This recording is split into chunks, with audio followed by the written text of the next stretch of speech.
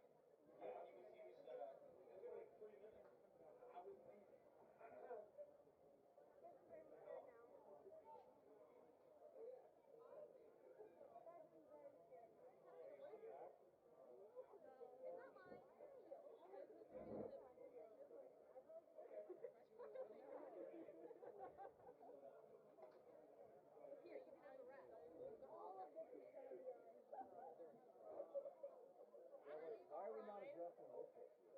Where's the straw? I don't know, where's the straw? Oh no.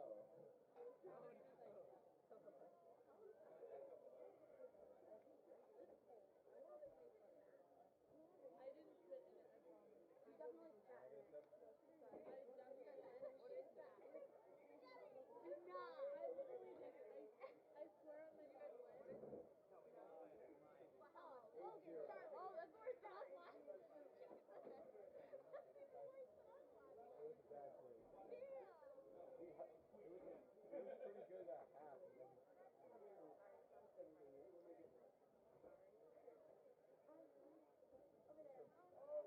Oh, right. Yeah, we were. Hey, why'd you laugh? It's really close. Why do you always say that? Why? Yeah. Shut up. Oh, his voice is higher now. I got hit in the nuts. Every time someone says his name, everything.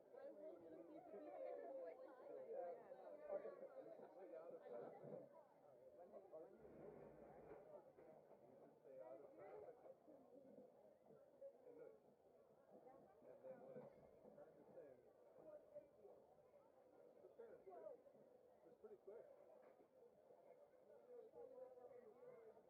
No, I was.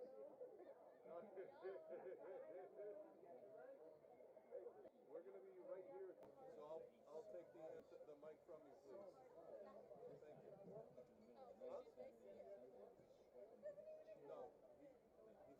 there's a wire split. Hello? Something split in the wire that runs down to the field jack. So Can you turn on channel 22 and tell me if you see and hear get back anything? down there eventually. We tested it last week during the day. It worked fine. And then we went to use it and Poor Mr. Gilgabach had to enjoy the anthem with my butt in his face. Like, you know, You're live. I know one of those. You're live. that's fine. Okay, you hear anything? Rip it.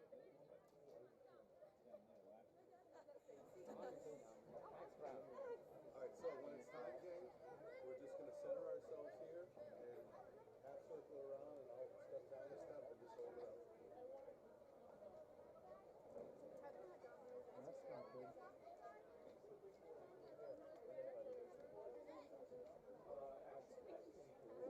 All right.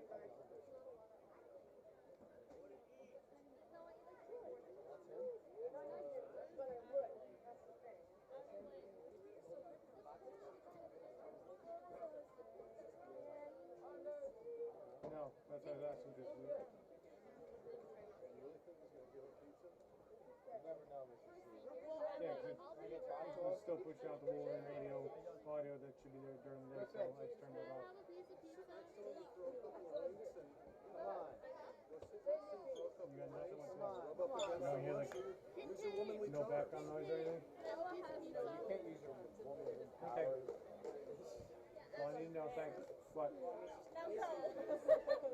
in middle school. You can put what? They're in middle school. You just do that. Okay, I gotta go. They're almost ready to go live. All right. Bye.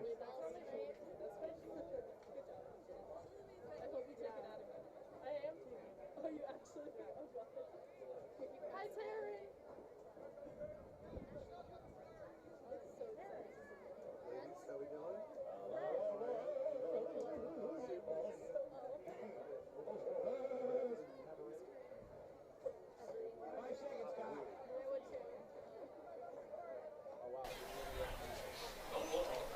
And good evening, everyone. Welcome to Griswold High School football on Wolverine Radio. My name is Mike Minarski, kind of sitting in for Pastor Josh George, who is on his way, getting ready for his big event this Sunday, which is Tough Buddy, which is going to be at the soccer field in Glasgow. And is Glasgow even a town, KT? No, Sheldon Road. Sheldon Road in Griswold. Yeah. It says Voluntown on your phone, but But it's really, Glasgow. It's really, yeah. Yeah, it's Glasgow. It's a section of, yeah. Right. Glasgow's a borough of what? Patchogue? I don't know. No. I don't know. I live in Killingley. We have like 14 boroughs up there. I live in one, Danielson. But I'm not 100% certain. That was a trivia question that I did last week at our trivia night. What are the two boroughs in one in Eastern Connecticut and two, or I should say one in Windham County and two in New London County. You know they are? Danielson. Danielson's one. Because we have our own government, the borough of Danielson. What are the two boroughs in New London County? Do you know? New London. Jewett City? Jewett City is one. That's correct. All right. And what's the other one? I should be kicked out of the town if I didn't know that, right? I don't know, actually. Actually, Stonington, their borough is the Stonington Borough.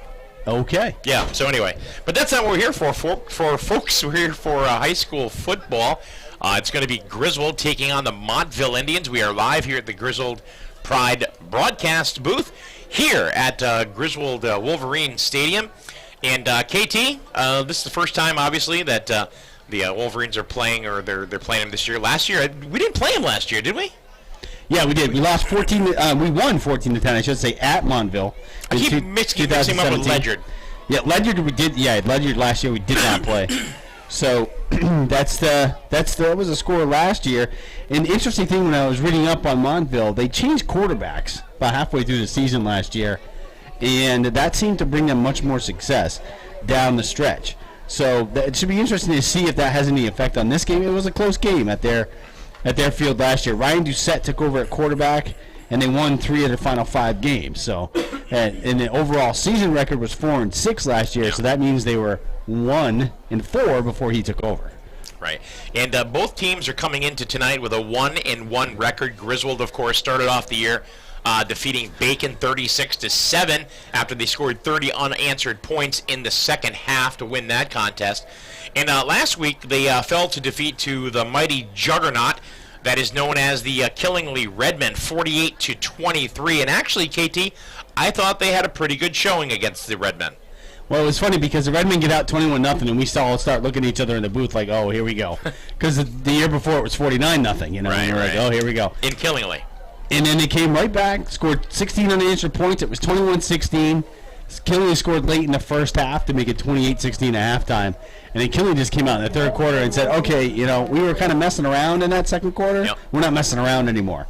And they put it away really in the third quarter. But Griswold showed some chutzpah at the end and got a touchdown in the fourth quarter. Yeah, they did. I mean, Andrew Koziel had a great game, and he's just really maturing as a quarterback. We've seen him. This is his second full year as the starting quarterback for the Wolverines. Last week, passed for a couple of touchdowns, total of 246 yards. So a decent showing for Andrew Koziel, who's looking to go ahead and expound on that tonight. And that's it for me. Thank goodness. Because football's not my thing, my man. All right, so Josh just entered the booth here, so we're going to get the headset on Josh. So basically just looking at last year for Montville to give you an idea of how their season went. They were 4-6 overall, 3-1 in the ECC Division II, and they scored 184 points, gave up 221, so that's never a good sign. So if you're doing the math at home divided by 10, it's 18.4 a game. They scored 22.1 that they gave up. This year, I was just talking to Josh, what they did toward the end of last season is they went 3-2 down the stretch, the second half of the season. They changed quarterbacks. Really? Yeah, so that should be interesting because we did not see Ryan Doucette last year at quarterback. Okay. For when we played the Indians down there, 14-10 was the victory for us, but we did not see him. So it should be interesting little twist to this game. Both teams come in at 1-1, as Mike said. Both with wins in their opening game and losses in their second game. The Indians played Lyman Hall last week, and it's a totally different class sometimes when you go to different parts of the state, or they come to you, and you see that consistently. Sometimes, you know, it's a domination based on where you are, what part of the state. Lately, though, the ECC has really held its own. Unfortunately, last week for Montville, it was 41-0 Lyman Hall. Wow. So okay.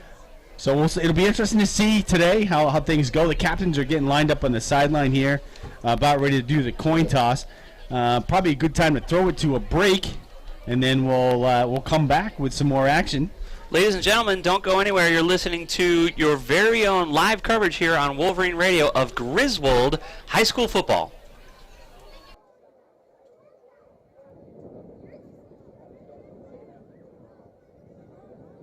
At this time, the captains of both teams will be led up to the middle of the field for the official coin toss.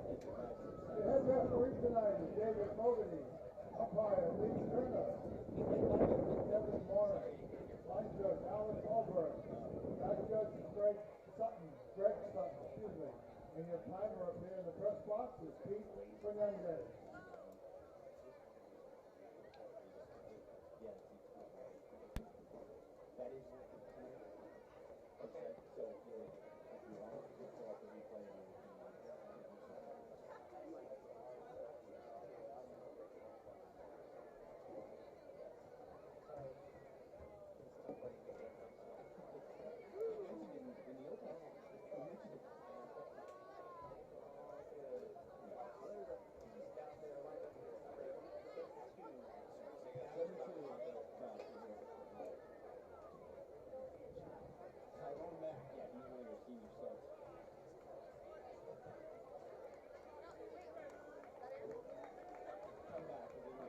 Montville did win the toss.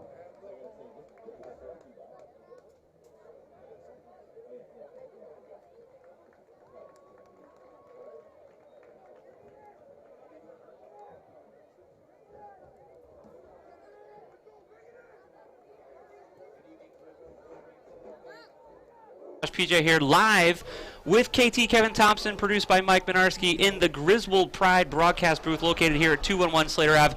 For our second home game of the season, it's the Wolverines versus the Indians. They're from Montville, folks, and they're wearing black trousers down below and white above. You're joining us right now for our national anthem, brought to you by Ray Churchill and crew. I'm going to see if I can get you to listen to it. Here we go, folks, for the national anthem.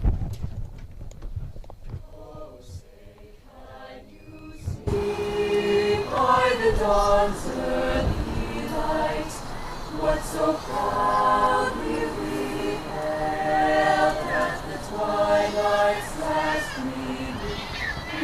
stripes and bright stars, for the perilous fight, for the ramparts we watched were so gallantly streamed, and the rockets were near, the bombs bursting in, and they flew through the night that our flag was still there. Oh, say does that star-spangled banner yet wave for the land of the free and the hope of the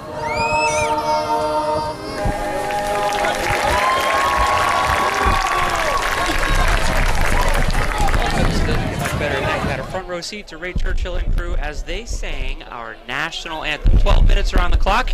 I'm going to kick it over to KT here for a second as we have a quick mention as we go into our opening kickoff for tonight's match between the Wolverines and the Montville Indians.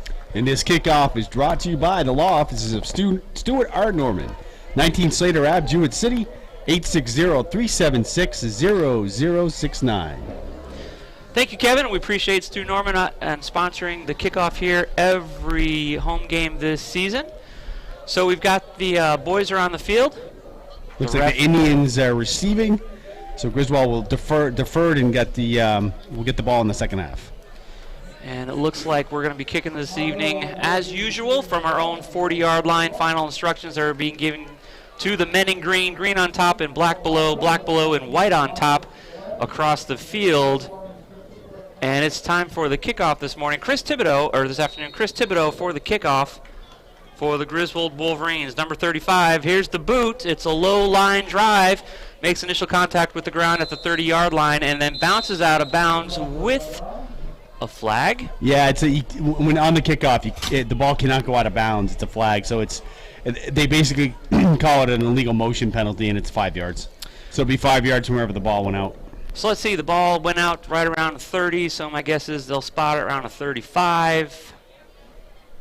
And it'll be 1st and 10 from the Montville 35 here in Griswold. The ball was placed on the near side of the field here as it went out on the green side of the bench, on the Wolverine side of the bench.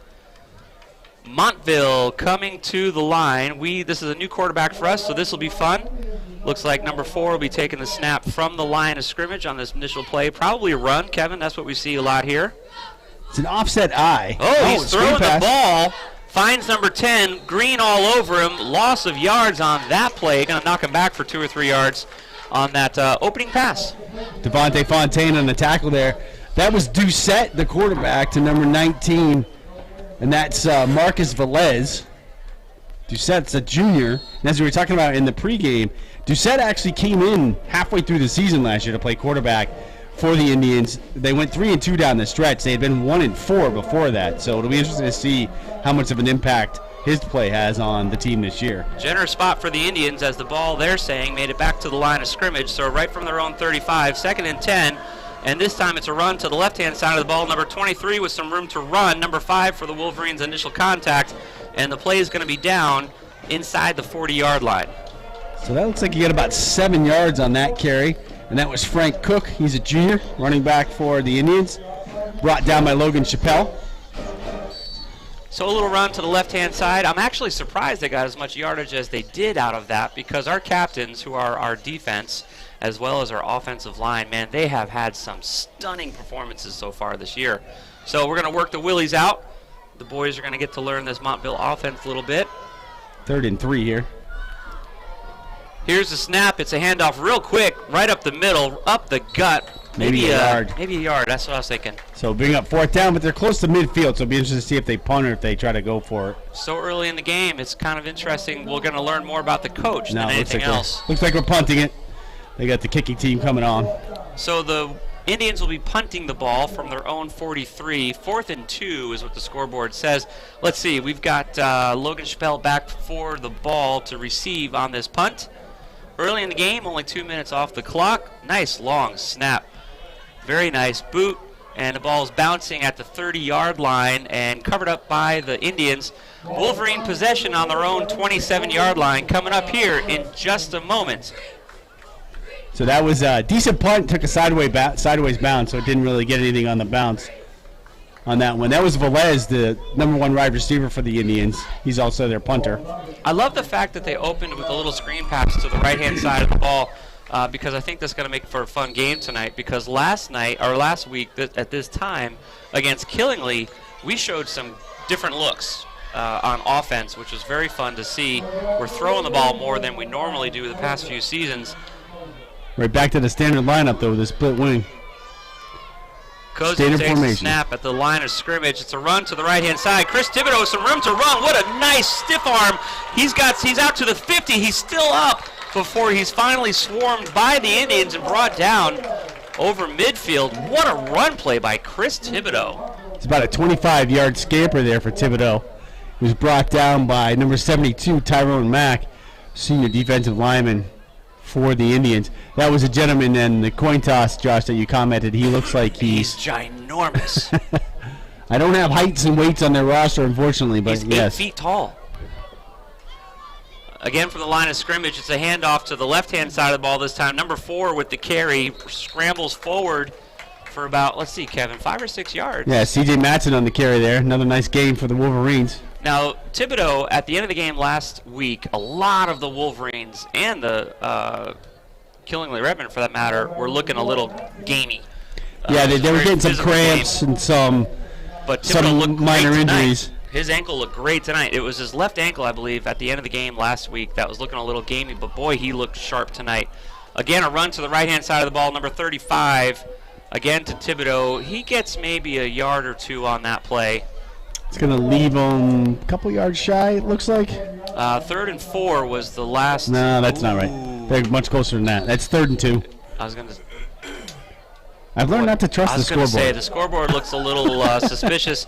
We're looking out on the field right now, and Kevin, I want to say that's a yard, maybe 2 for 3rd down now. All right. See if they can.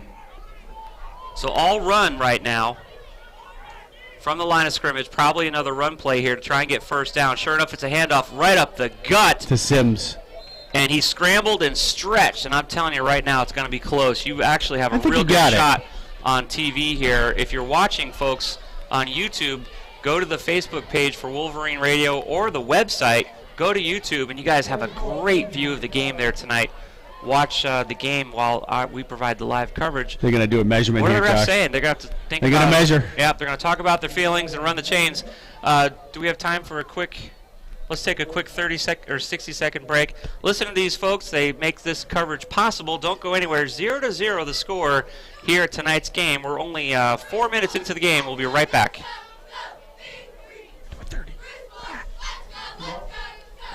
Sorry. I don't know if it's going to take them that long. That's the only thing.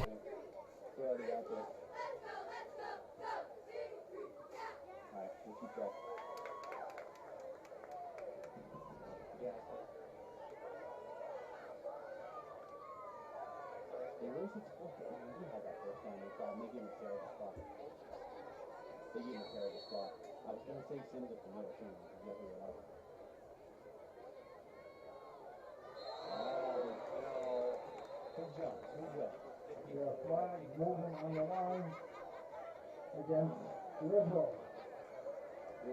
That's all, 5 yards. 1 down and 6. Yeah, we're past that field, so maybe we'll get the punt when we get it. Alright. Close your thing.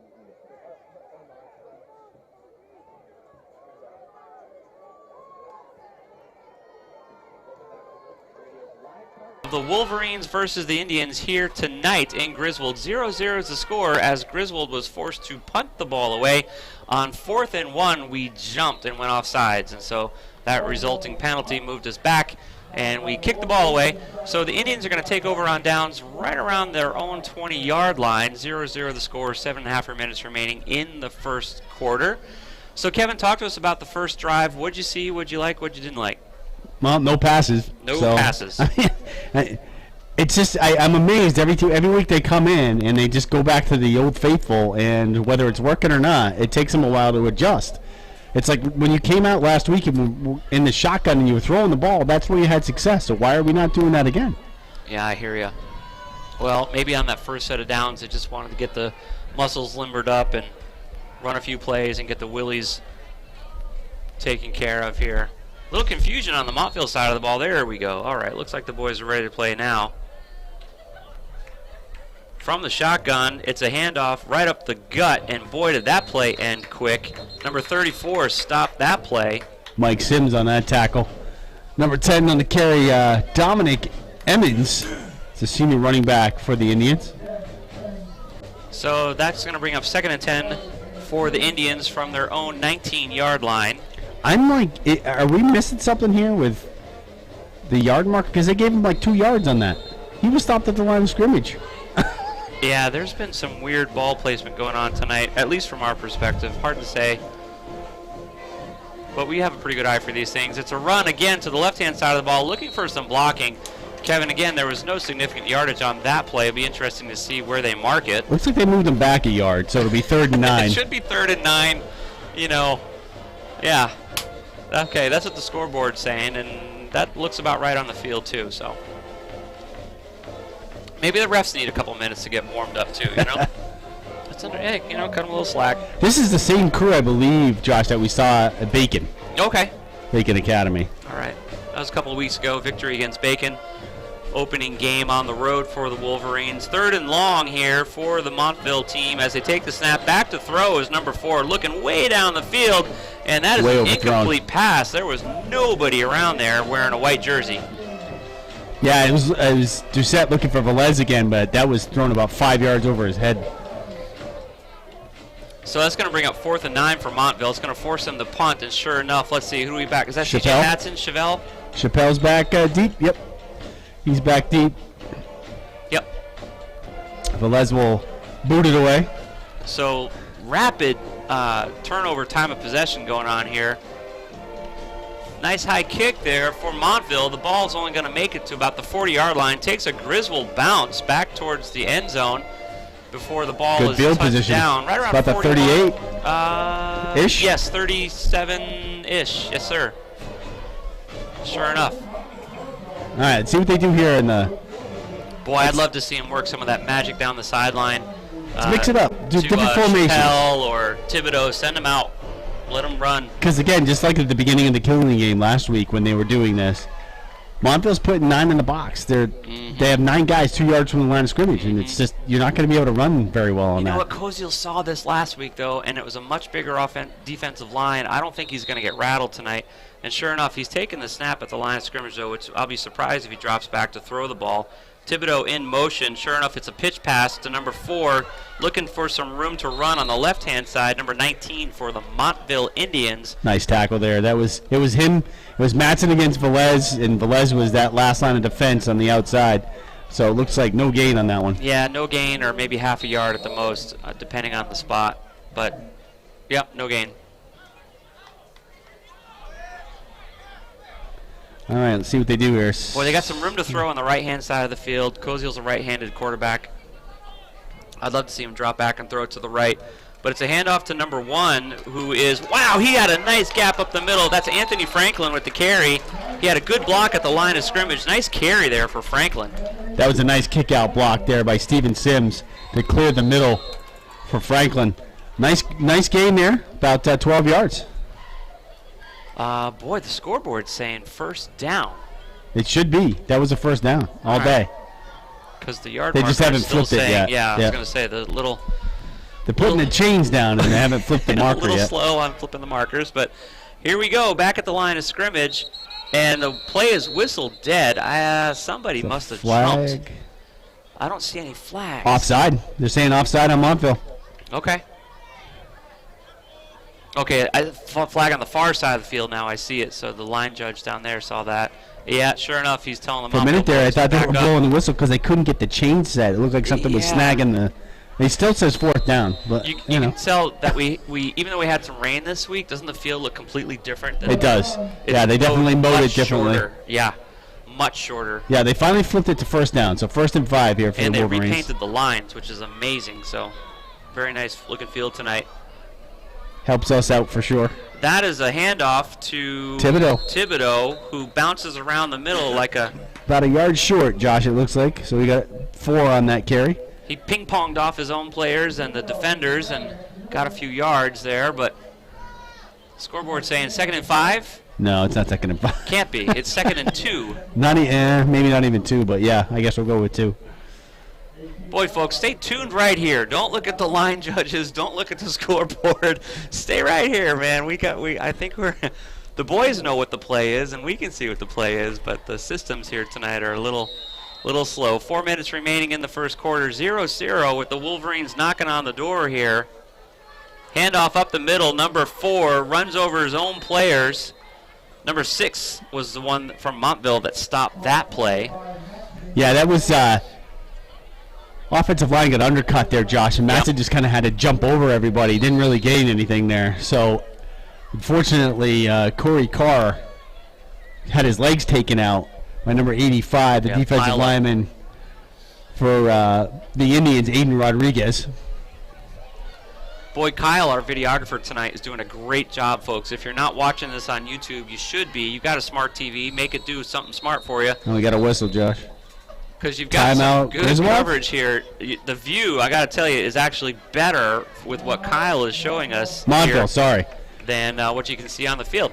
So we're going to take a quick break as we had a timeout call by Montville. Don't go anywhere. You're listening to continuing live coverage of Griswold High School football right here on Wolverine Radio.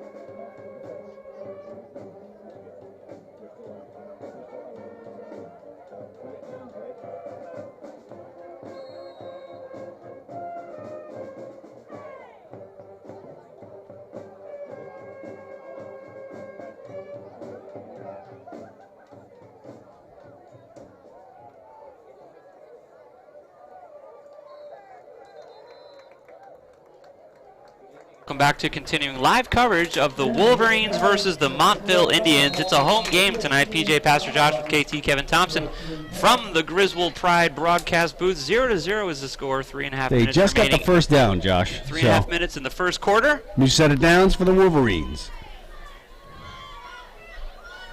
Koziel from the line of scrimmage, motioning, takes the snap at the line. It's going to be a pass. He's going to throw the ball this time, looking for the end zone. He's got Touchdown. number 22 in the end zone. Touchdown for the Wolverines. Nice pitch and catch there. Matt DePonte comes in to make the reception for 6. Tell you what, they made that look easy, buddy. Yeah, it baffles me why they don't do that more. Me neither. I don't know. But nice job for the Wolverines there. Little bingo. I don't think DePonte has caught for a touchdown yet this year. That is correct.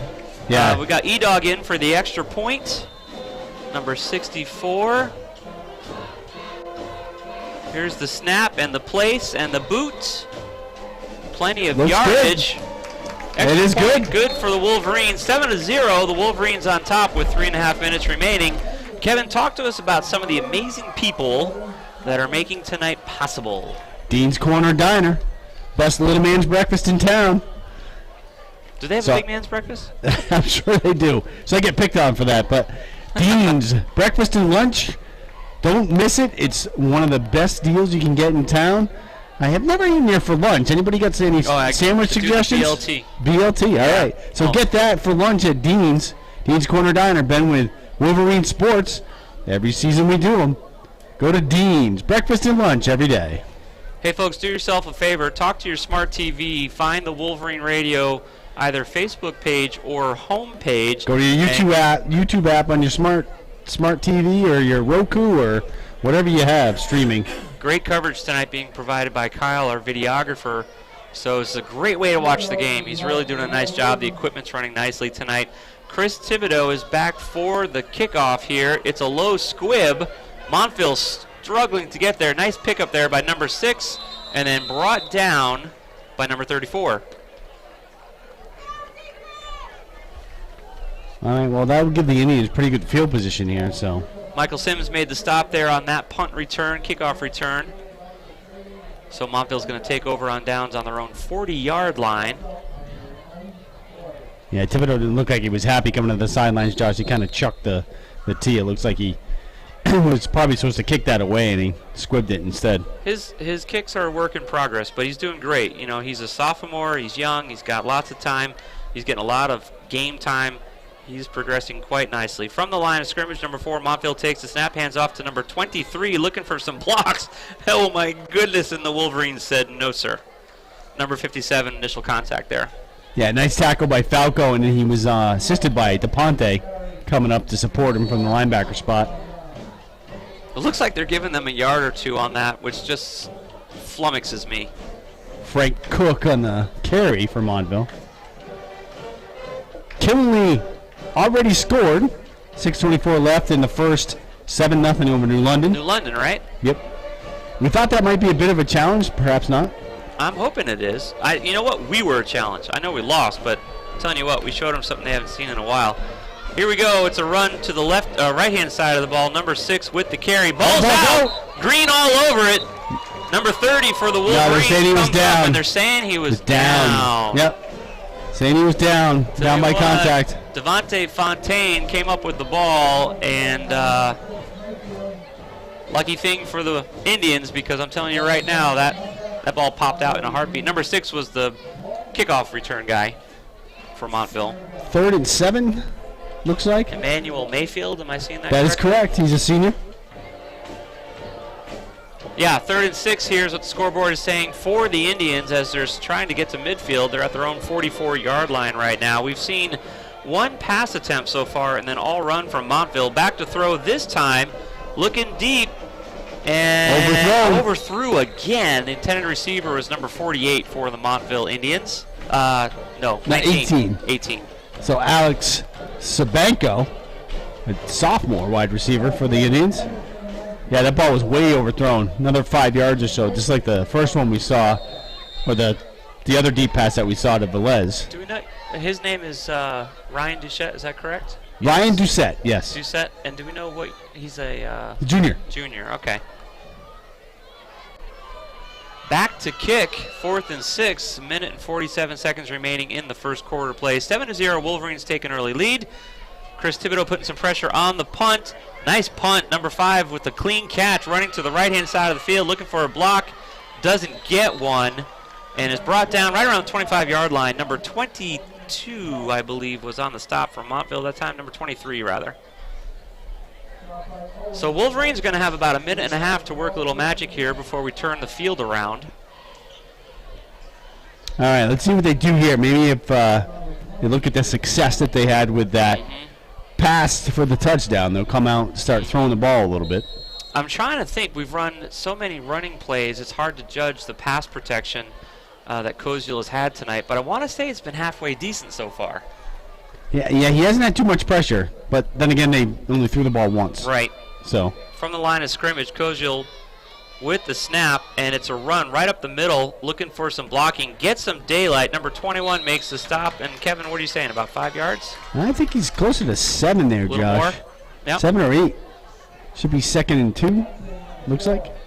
And so C.J. Matson with the carry there. He had some nice blocking from his offensive line, which is primarily comprised of captains. They've been doing a great job this year. Did a great job against Killingly last week.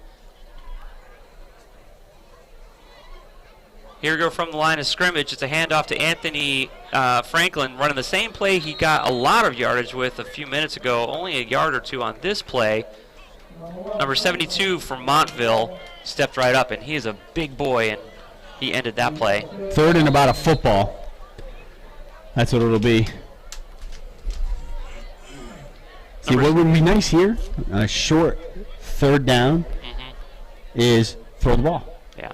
Because they're going to stack the box. They're going to think they're going to run. Yeah. They're not thinking that they're going to do that. No, they're not looking for it at all. They're show and run right now. Thibodeau in motion. It's a handoff to number 34, Didn't get it. And it was stuffed. I believe that's Michael Sims. It is.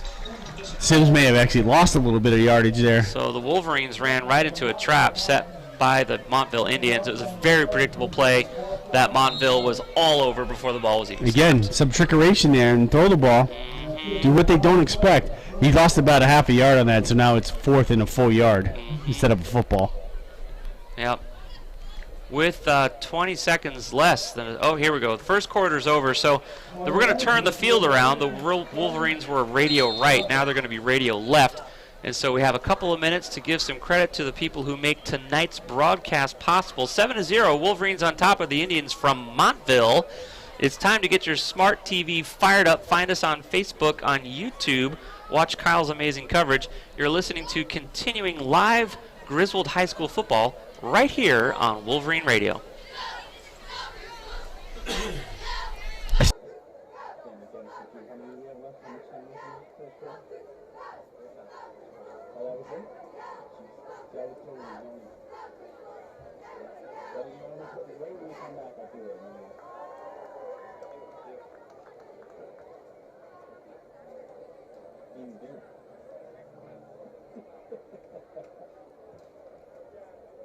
Project Safe Graduation was selling raffle tickets for their basket raffle, which will be held at halftime of tonight's game. And the Griswold Boosters run and operate the concession stand. And they'll be open throughout the game for your refreshment or lunch.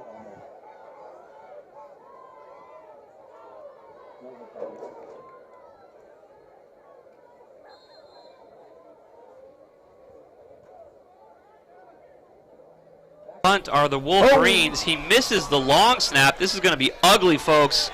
Looks like Montville is going to recover the ball and run it in the end zone unless number 54 stops the play. But let's see what the refs have to say. Jaden Ellis stopped it just barely at the 2, it looks like, Josh. Maybe the 1.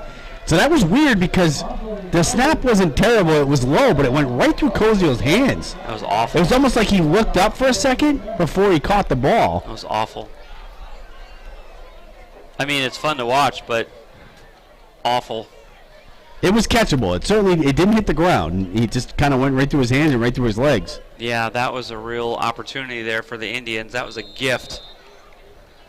Because it's 1st and goal for sure for the Indians right now.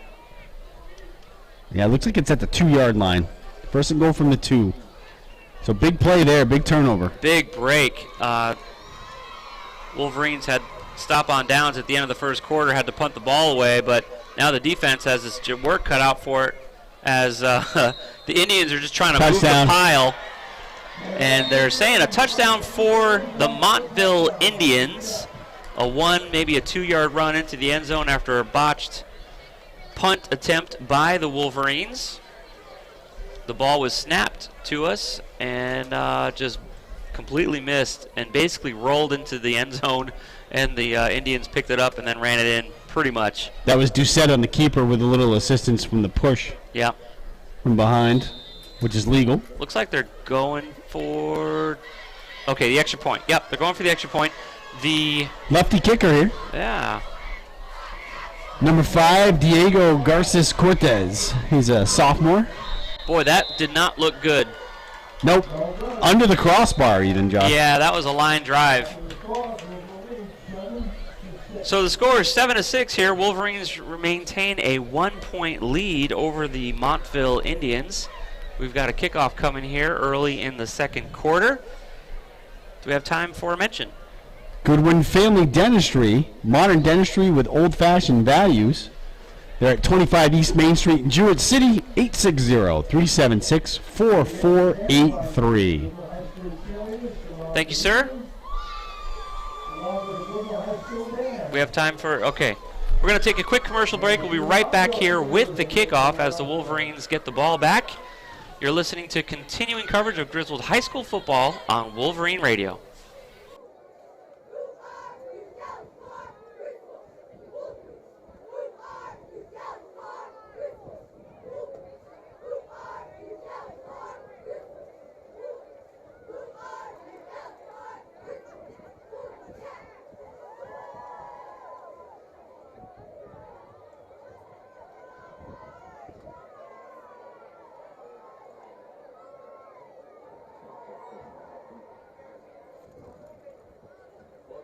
Continuing live coverage of the Wolverines versus the Montville Indians tonight at home under the lights. 7-6. The Wolverines have a 1-point lead here at the opening moments of the second quarter. The Montville Indians are struggling to place the ball on the tee for a kickoff. The ball is actually going to be held on the tee by a Montville Indian so that we can do the kickoff. This is a new one. I haven't seen this before. So here's the kickoff. It's a nice boot, regardless of the struggle. Cleanly caught by the Wolverines. Here's the run back. 5-10, going for 15. Nice return there by the Wolverines. Up nice to the return there. 45-yard line in Wolverine territory. Got about 25 yards out of that. That was really nice. He just kept chugging. Good field position to see if they can cash in here. Again, I know it's like a broken record, and we keep saying it. But let's throw the ball. Throw the ball. Throw the ball. Well, let's see if they do. Beautiful night for football. Beautiful weekend in store for us. Today is the last day of nice summer, fall I believe. weekend. Yeah. So Today's it's the last day of tomorrow. summer. Tomorrow. I think Sunday is the first official day. Okay. The wee hours in the morning. The autumnal equinox is upon us. Here's the snap. It's a pitch back to Thibodeau coming around the right-hand side, and that was grabbed by the jersey and hauled down by number 19. I think they're going to call that a horse collar. Yeah, they are, but that's not. That he wasn't a didn't horse really collar. put his hand inside the pads. He grabbed his jersey. Yeah, I saw the jersey through my binoculars stretch about 6 feet back behind Yeah, Thibodeau. they're calling it a horse collar. That's a bad call. Yeah. I mean, it favors us, but that's a bad call. And he did not put his hand inside No. the pads and pull him down. He grabbed him by his jersey. Messed Thibodeau's jersey up real good, though. It was Velez, the wide receiver / cornerback for the Indians. And we'll take it. That's a walk-off of 15 yards, and it'll put us. Well, Thibodeau was looking at the end zone because he had nothing but daylight if he made it past that one defensive. So at 36 now of the Indians, Josh. Very good field position here for the Wolverines. 1st and 10 from the Indian 35-36 yard line. Here's a play back to throw. Is Koziel. Oh, we love to see Wide this. open. Madsen missed him to overthrow him. Way overthrew him. There's a flag on the play, so let's see if they can whistle back. Holding on Griswold. Yeah, number 56 was slow to get up. He ended up on the ground. Number 58's back there. Number 54 back there saying, what's going on? So they were trying to protect Koziel to give him time that he needed, but he threw that ball about 8 yards further than it needed to be. But boy, was he open. He was wide open. I say you call that play again and see what happens. He just needed Number to one. feather it. Number two, sometimes, when a penalty happens, you don't really like penalties. But if he had caught that and gone for a touchdown, that would have been devastating if the penalty called it all the way back. No, that's true. That's true. So incomplete pass So for that's the a loss of Wolverines. 14 yards, Josh, because it's a spot We're foul. right back where Thibodeau brought us with the horse collar there that he received at the 50-yard line. Koziel at the line of scrimmage. And back to throw again. He They're doing throws it. to his left-hand side, finds number 7, got room to run, 5, 10, 15, 20, broken tackle, broken tackle, broken tackle. The play is still up, but it's going to get held up there at the 25-yard line. That was Jack Nebb's car on the reception. Unfortunately, there's a yellow hanky across the field, Josh. Sure I think enough. we're either going to get a hold or a block in the back. Block in the back on Griswold. Oh, That's going my to come back, goodness. too. That is also a spot foul. So they'll go from the spot of the foul and walk off 10 yards. So they could be at first and about, I don't 5, know, 10, 15, 20. 25? 25-yard carry for a 3-yard loss. They put it right back at the line of Right back at scrimmage. the line of scrimmage. So it's first and 24. Again. So penalties, Wolverines have really been playing clean football so far this season. This is the most penalties. I don't think we've seen 3 penalties. They haven't had back-to-back penalties. That's for sure this season. And Yeah, we've seen 3 penalties over the course of a game, but not successive plays like this. So Koziel and crew will go back to the line of scrimmage at the 50-yard line, first and forever for them. And back to throw again. Koziel's not going to say no to the That's throw. it again, deep. That's He's open. wide open, catches the ball. No, and then drops it. Drops it. Oh, he was open. He had it.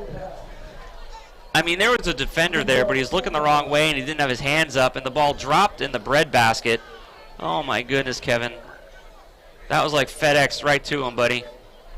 Yeah, that's unfortunate. Well, obviously, throwing the ball is working. They're open. Now we just have to execute and not get any penalties. Now, C.J. Matson's the same guy that missed the snap on the punt, right? No, that was Koziel. Koziel was the punter. All right, okay. Matson caught, 2 touchdowns opening day. Oh, magic. Yeah, he scored 2 on the ground, caught 2 in the air. That's what I'm saying. This is very rare. We normally see C.J. catch anything within 18 feet of him. So, beautiful throw by Koziel. Looks like his timing got worked out. Let's see what happens here. Back to throw again is Koziel. He's got a little bit of time. Now he's under pressure, and number 72 brings him down to the ground. And that's a loss of about 12. Yep. 13. So it's going to be 3rd and 47. Oh, my goodness. If I'm doing the math right, I think that's right. Yeah, you and math hang out, so I'm not going to dispute it. What's unfortunate is that Koziel had time, but his receivers couldn't get open. So let's see, that's 12, 20, that's 32. Yeah, that's about 36. Yep. So I thought they were spotting it back farther, so my bad. Yeah, the scoreboard so we got says 3rd and 36. 38, so 3rd and a whole heck of a lot right here.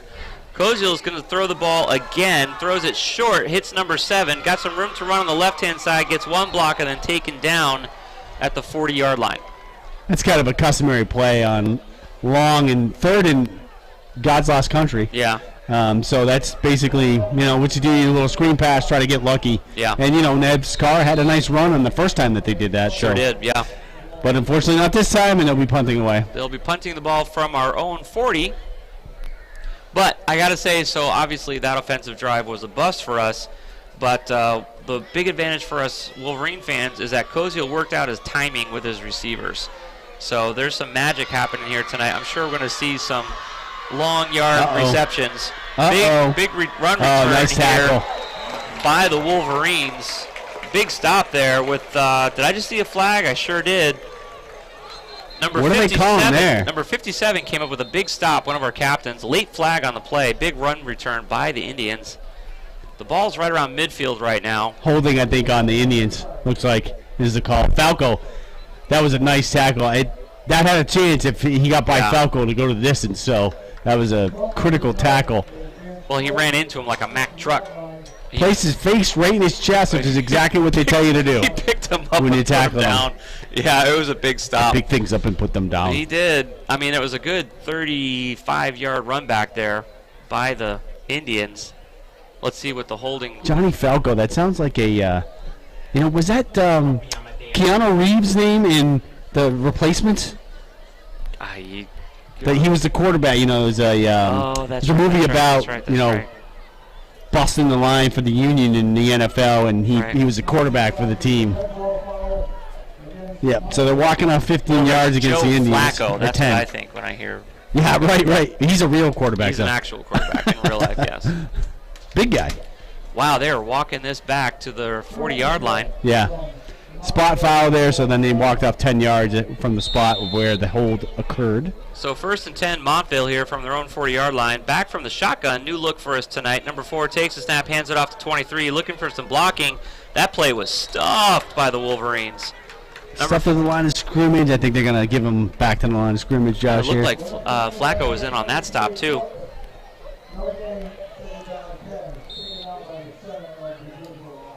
Boy, I tell you what, that was a nice defensive effort there by the Wolverines. 7-6, the Wolverines maintain a 1-point lead, 8 minutes remaining in the second quarter.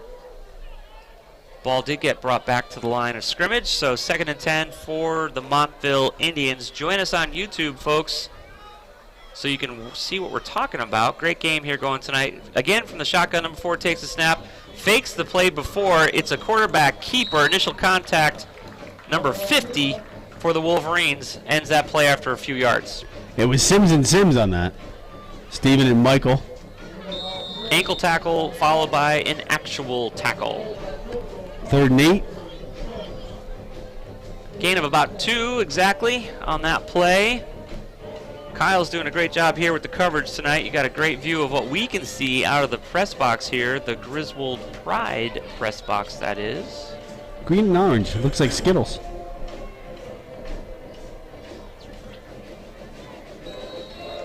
Yeah, Montville has white and black.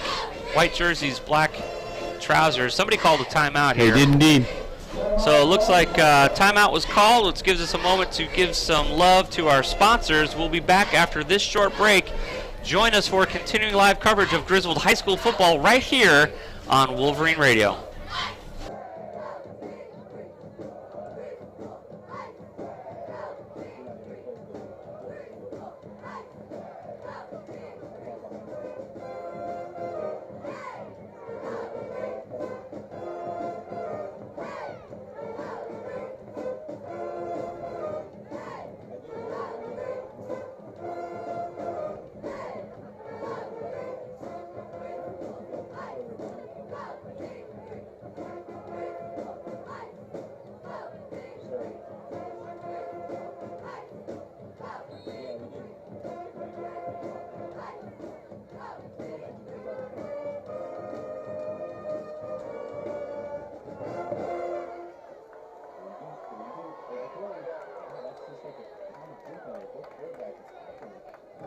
Intended for number 84 from Montville. Taylor, incomplete. Brings up fourth down. For football here at 211 Slater Ave. Pastor Josh PJ live here with KT Kevin Thompson and our producer Mike Minarski and videographer Kyle the Amazing. It is 7-6. Wolverines have a 1-point lead over the Montville Indians, who are back to punt the ball away from their own 43-yard line. Wolverines will take over on downs here. Nice punt by the Indians. Number 5 is going to pick it up here for the Wolverines. No, he decided not to. It looked like he was going to come up and take it on a bounce, but he backed off. Ball definitely took a Montville bounce there, so we'll take over on downs on our own 20-yard line as the boys get ready to switch over onto offense. I think Chappelle was expecting that ball, Josh, to bounce higher, and it never did, so he just let it roll. Yep. Unfortunately for So the what do we got Wolverines. going on? We got a big weekend. Tomorrow is Youthtopia. I know that our organization, my organization, River Church, will be represented there in the park, as well as dozens of others. Big day for us here in $50 town. GameStop gift card on the line at the River Church tent. We're doing tattoos, which is exciting. Here we go, Wolverines from the shotgun, hand the ball off to number 4, looking for some blocks in the backfield, nice but all play. he finds is a white jersey. Nice play there by the Indians. Who was that, number 7? Number Am I 7. That Yep. correct? Yes, sir. I Let's believe so. recognize him. Jaden Long, junior defensive line for the Indians. So he got through the offensive line and ended that play early for the Wolverines. We should probably provide some context on the tattoos. They're not permanent. Oh, I was going to leave it out there. I was going to leave it out there. I believe the first ever airbrush tattoo administered by River Church was a butterfly on the face of a 2-year-old. There you go. Yeah, so we're starting out. I'm going to get a sleeve. Here we go to handoff to number 5. He's running left across the field, and whoa, Nice he was tackle. wrapped up by number 73. Not a nice play there on the defensive line, I should say. Boy, the run plays right now are That going was the absolutely number nowhere. 72, the man-child. Yeah. That you were talking about earlier. Yeah, he's huge. Yeah, in the pregame, we were talking about some of their returning players that they were looking for Montville. He is one of them. Yeah. And that's Tyrone Mack. He's a senior this year. We're going to have beautiful weather for Utopia tomorrow. It looks like we're also going to have beautiful weather for the Tough Buddy out at Sheldon Park. Big day. Kevin, I just checked. We've got like 225, 230 kids signed up. So it's going to be a big day for us out at River Church. From the shotgun, looking to throw. It's Koziel. He finds the Wolverine, number 21, working his way back across the middle. Some great blocking coming across midfield. Stiff arm out of bounds right around midfield. Boy, I tell you what, Kevin, we needed that. So what happened last week? Who was it that kept going deep and we kept hitting them last week when we started to get back in? Strike out, exactly. Absolutely. Exactly. So listen, there are kids that you just have to recognize from a skill position player that they can make big plays. They can change the game. If this is one of those kids, you got to have them in there and you got to throw them the ball. Well, we were looking at 4th and forever, and now it's 1st and 10 at midfield. So that was a big play. And you know what? We threw the ball, Kevin. Successfully. There we did. From the shotgun again is Koziel. Looking across midfield with this play are the Wolverines. Number 4 with the run to the left-hand side. He has some good blocking from his offensive line. Trying to move the ball forward. Montville stops the play. Just shy of the first down, Josh. He's about a half a yard shy. Nice run by Matson on the left side there. Around the end. Number 19 for the Montville Indians was the one that stopped the Velez, play. yeah.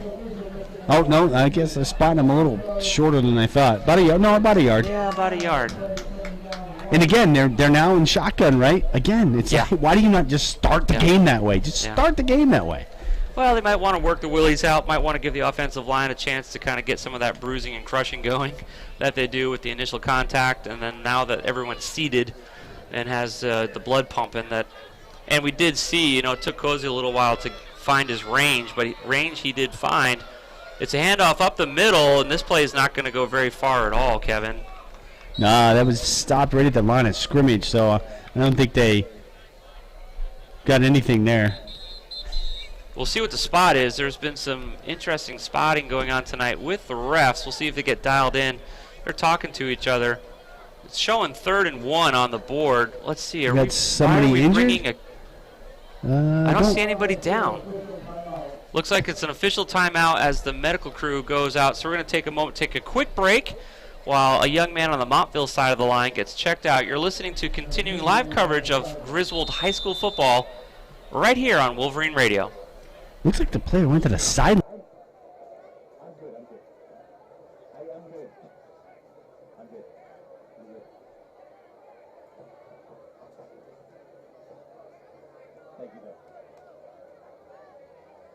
It's okay. So the kid went to the sideline. That's why I was like, I don't know what the kid. I couldn't see if there was a kid on the far side or not. And the kid just jogged off. And I'm like, okay. I can get it.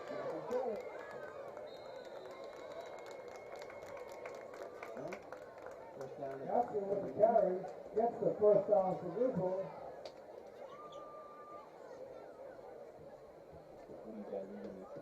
Shot by Owen, 27.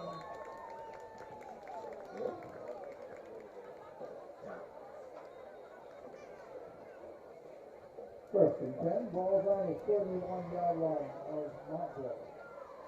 For the Wolverines from the Montville Indian 31-yard line, as we had a carry by C.J. Matson to convert on downs. Koziel signaling, stepping, number 5 in motion. Looking to throw is Koziel. Over the middle. Over the middle is completed pass to Michael Sims, stopped by number 1 for the Montville Indians. It's going to bring the ball up to the 15-yard line. First down. Yeah, Sims is the tight end, and he doesn't get to. Well, actually, he plays both positions. He plays fullback when they're in the wing, and he plays tight end when they're in the shotgun formation.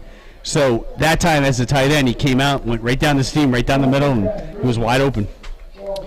First and 10 for the Wolverines. 7-6 is a 1-point lead by the boys in green. Koziel and crew hold on to a 1-point lead. The refs are whistling that play dead. They saw something that I did not see. Timeout, Griswold. Somebody called a timeout. Sure enough, nope, there's a timeout it's Montville. Timeout called on the field. Montville's timeout. It's weird because the official on the sideline points to Montville's bench that they call the timeout, but then the referee, when he calls the timeout, signals to the Montville side of the ball. So that gives us a moment to take a quick break, folks, before the conclusion of the second quarter. 7-6, Wolverines on top. Don't go anywhere. You're listening to continuing live coverage of Griswold High School football right here on Wolverine Radio.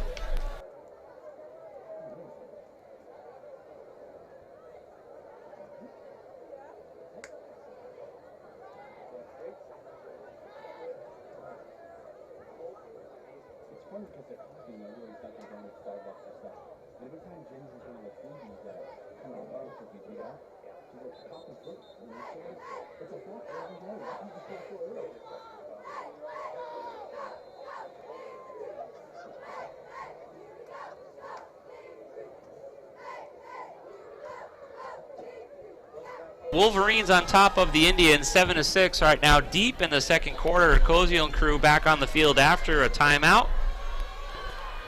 From the shotgun, here's the snap. It's a keeper. He's holding on to it, getting some blocking, and then taken down by number 52 for the Montville Indians.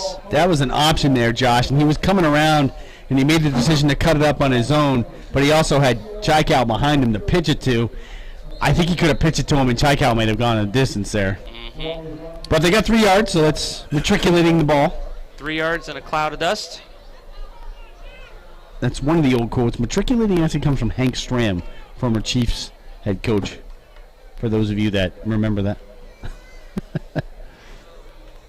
Shotgun again. Cozio looking to the right, to the left. Takes the snap. Throws to his right. Number 21 is gesturing like he didn't like something. Number 21 was the intended receiver there for Chaikow. Number Wolverines. 6 was on the coverage there. Emmanuel Mayfield, is a senior for the Indians. I didn't really see any hold or anything there, Josh. He just overthrew it a little bit, looks like.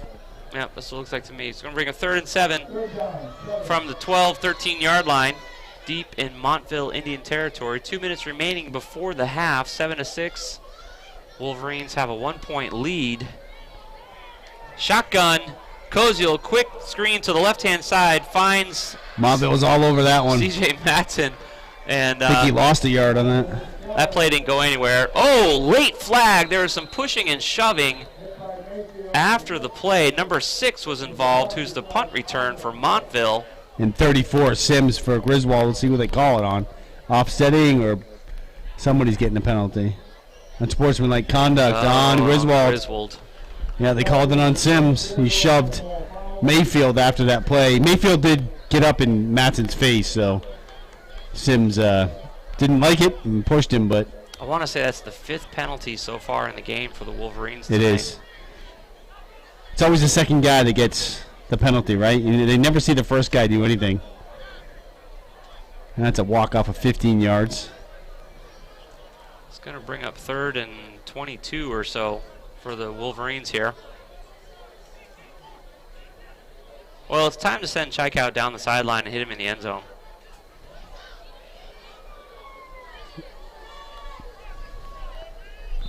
Third and 24, I think, because they're going to get down to the 5 for first down. The ball's on the 29.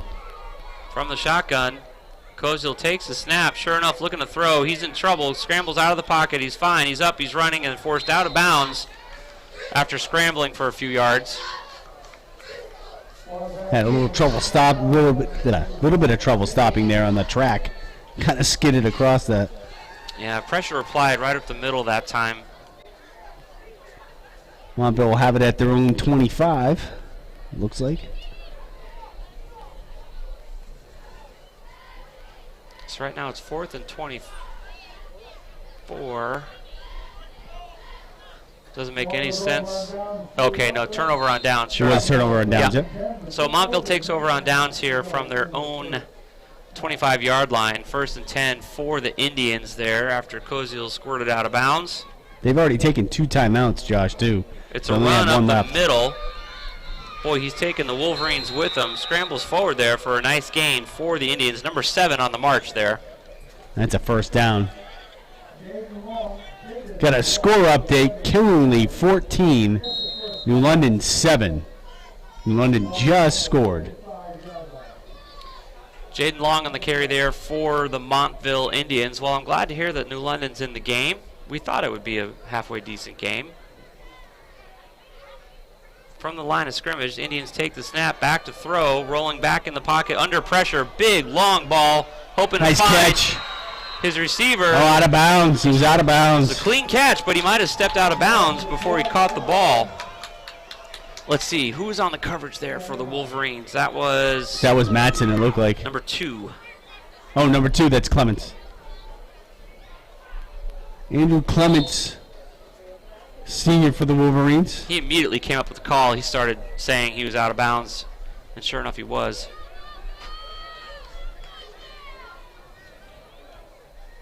It's going to bring up 2nd and 10 for the Montville Indians. It's a run up the middle. Gets a couple of blocks at the line of scrimmage, gain of a few yards before the Wolverines end that play. Kevin, we got a moment for a mention. Looks like it was a gain of 6 there, Josh.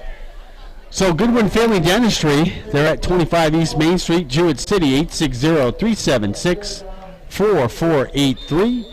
Modern dentistry, old-fashioned values. Thank you, sir. Ball inside the 40-yard line now for the Indians.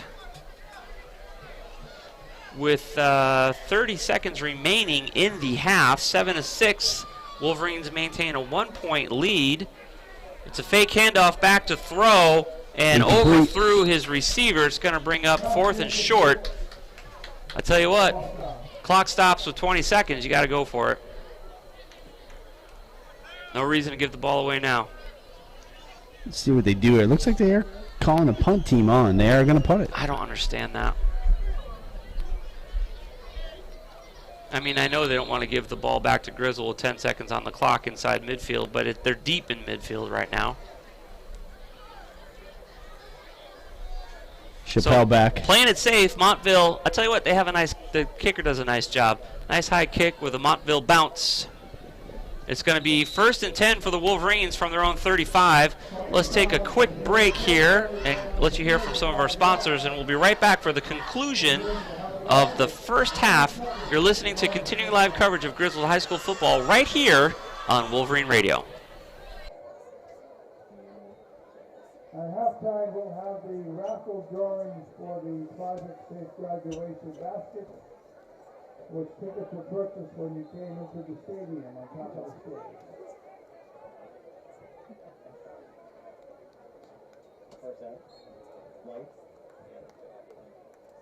That's the end of the first half.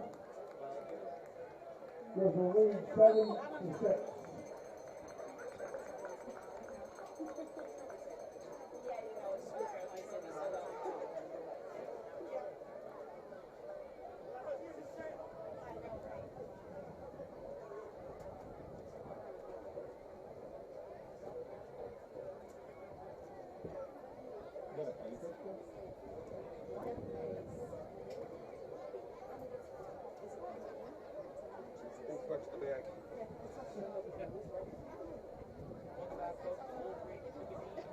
Into halftime. So the score is 7-6. Wolverines maintain a 1-point lead going into halftime. 15 minutes put on the scoreboard, which is how long the halftime presentation here at 2-1 Slater Ave happens. We're going to hand over the coverage now to our producer, Mike Minarski. He's going to have some information for you guys. An important note, though, if you haven't discovered us already, go to Wolverine Radio either online or Facebook.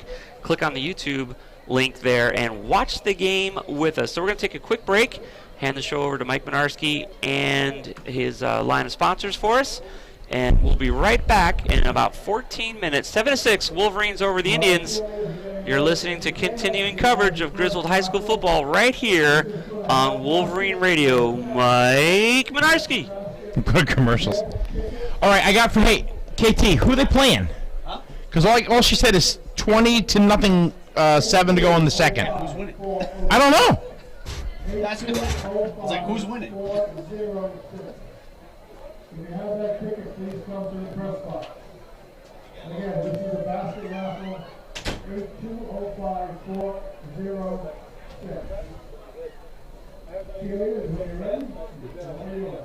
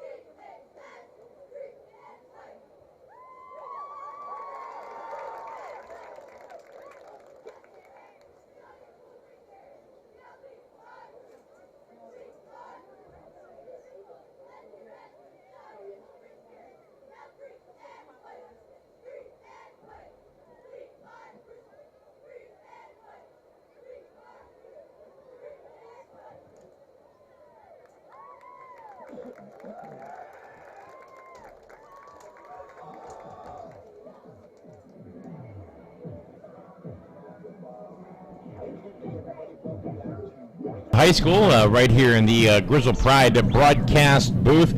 My name is Mike Minarski. We are here at halftime. Griswold is having a slim lead over the Montville Indians by the score of 7-6. Both teams are 1-1 on the young season. Of course, this being week number 3. Griswold beat Bacon Academy in week 1 and lost to Killingly last week, who happens to be up on New London this week. Right now, they're just about in the second. They're just about to start the second half. They're up 14-7. Griswold up 7-6 here. Montville, of course, this being week number 3 last week. Lyman Hall beat Bacon Academy 1-0. So both these teams are 1-1. They're looking to. Of course, get ahead of things by winning tonight. 7-6 is your score. We're going to check some halftime scores. There's not a whole lot out there tonight, but we're definitely going to go ahead and get you up to speed on what's going on with that. You're listening to Wolverines Football right here on Wolverine Radio.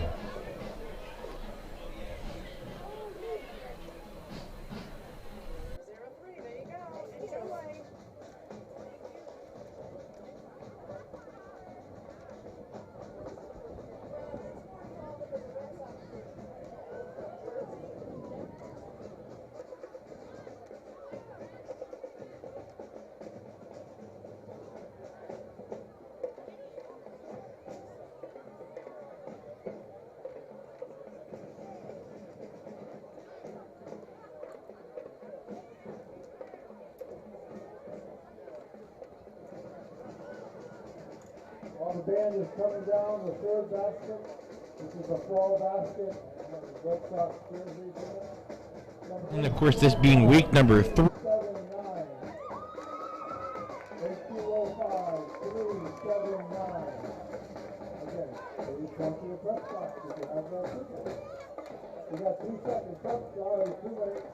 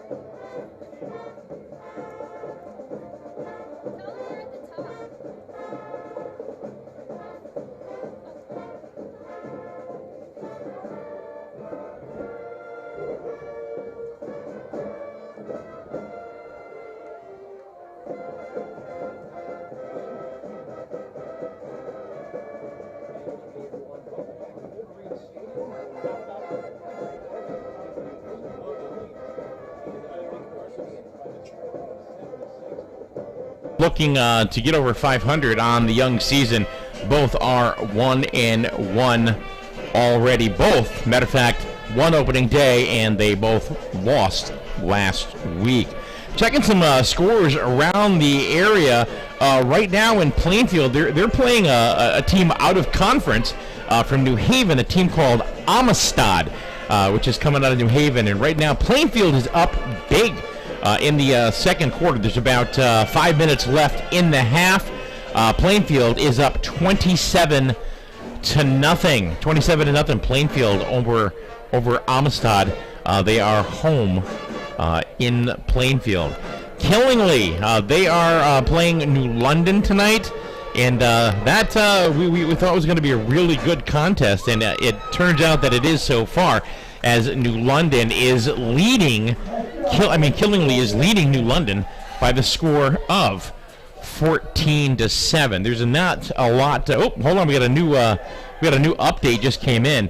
Burgess just scored for the Whalers, and now the score is 14 to 13, with a minute 19 left in the first half. So, like I said, there's not a lot of scores or things that are out there that is available, right now locally. Just the Killingly game, and of course the Griswold Wolverine game. We have one more home game really for a while, which will be next week right here at Griswold High School in the Griswold Pride broadcast booth with Kyle Gunderman doing video for you on YouTube. We hope you join us next week as well, because in the entire month of October, there are no home games. We're going to be on the road 3 out of the 4 weeks, because the one bye week will be in October. But of course, the big game we all, want to get ready for this year is the big Plainfield game, which of course is Thanksgiving Day, and that will happen on Thanksgiving Day. And it's a big game, and Griswold has the trophy back again, and they don't want to give it back. We got about 5 minutes left in the first half. The Griswold High School band, they are playing out on the field right now. Thanks for joining us for Griswold High School football on Wolverine Radio, also on YouTube. Glad to be along with us, KT and PJ. Be back in a few minutes with continuing coverage right here on Wolverine Radio.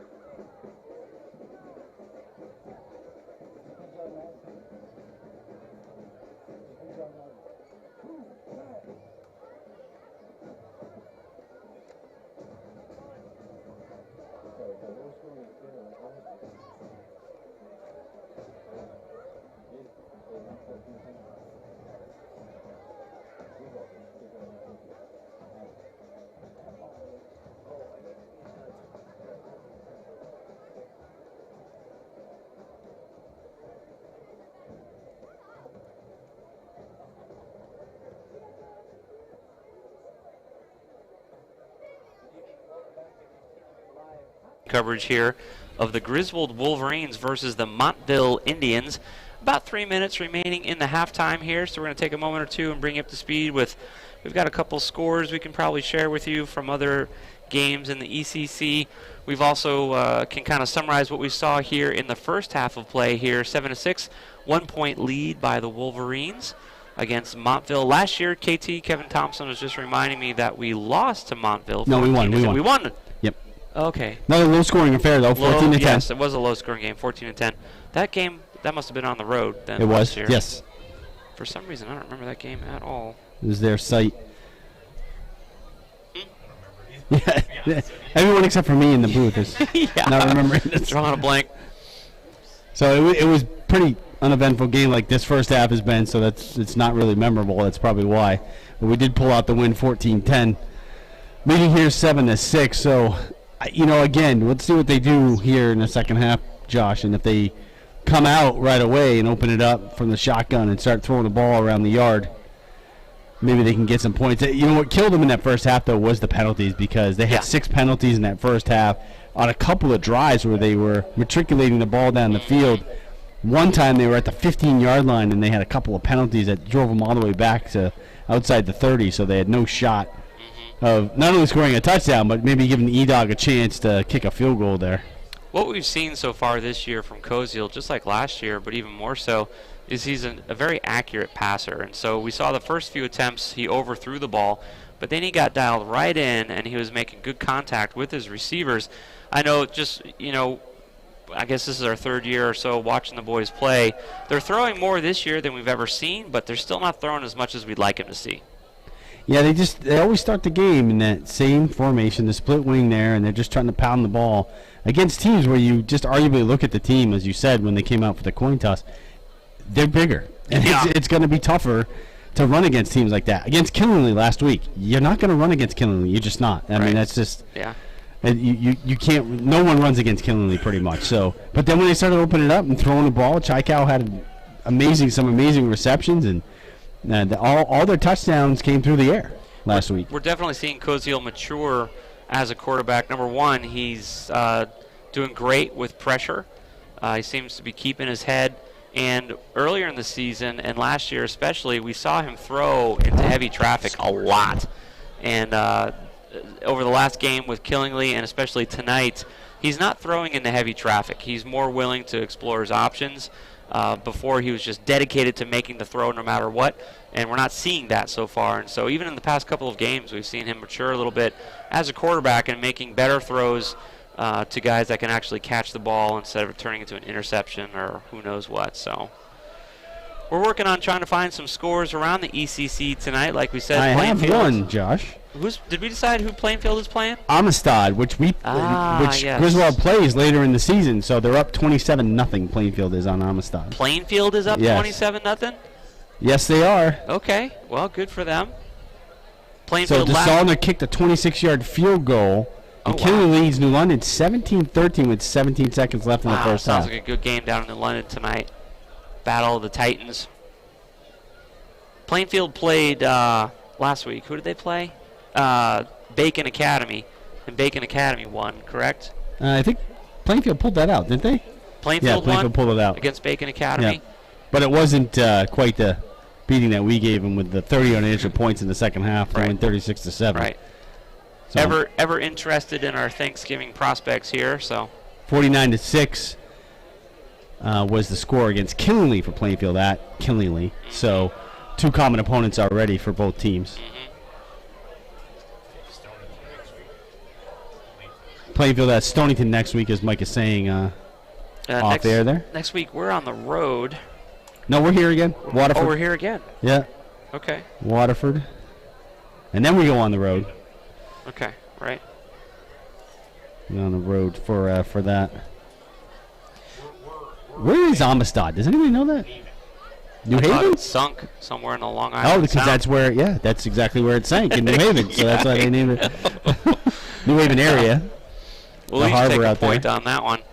Beautiful weekend for Griswoldians. Tomorrow is Utopia down at Veterans Memorial Park. I know that Ryan and crew will be setting up early in the morning. There'll be lots of vendors there, including River Church, lots of other fine folks. And so if you're looking for something to do tomorrow, did we decide tomorrow is the last day of summer? Tomorrow is officially the last day of summer. Correct. Okay, so tomorrow is the last day of summer. Great way to spend the last day of summer is down at Youth-topia. 11 to 5 tomorrow. What's the radio station doing, Mike? Are you guys going to be there? We're going to be there. Wolverine Radio will be at Youth-topia tomorrow. We're in the wrestling thing, and we're going to take out Ryan. Oh, that's right. There's a wrestling thing. So who's your guy? It's Wolverine Radio versus the Youth. Yeah, who's representing Wolverine Radio? Mr. Jewett City, Al Gear. Okay. So Mr. Spear Auburn.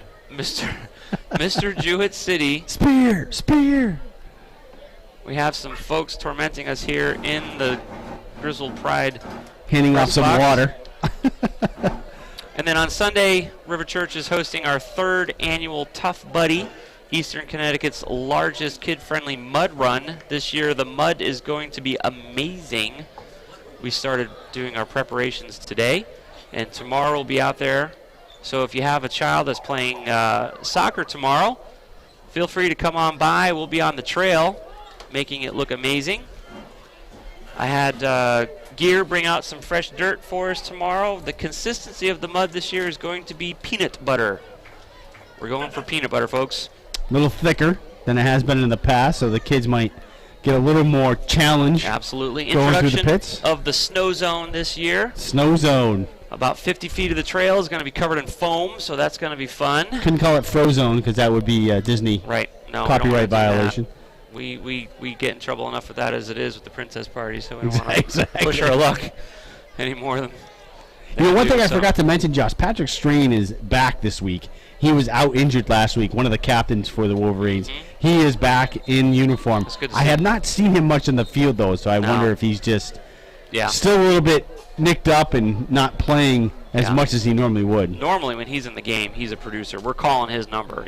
He's doing something. That's for sure. So it's good to hear that he's on the mend. All right. However, This kickoff brought to you by the law offices of Stuart R. Norman, 19 Slater Ave, Jewett City, 860-376-0069. the boys lined up on the wrong side of the field. They did indeed. Oh my goodness. So Griswold deferred, so they'll receive yeah. in the second half. So they're doing the swapping ends of the field here. Montville's radio right, Wolverines radio left. Montville white on top and black below. Wolverines green above and black below. 12 minutes on the clock, 7-6.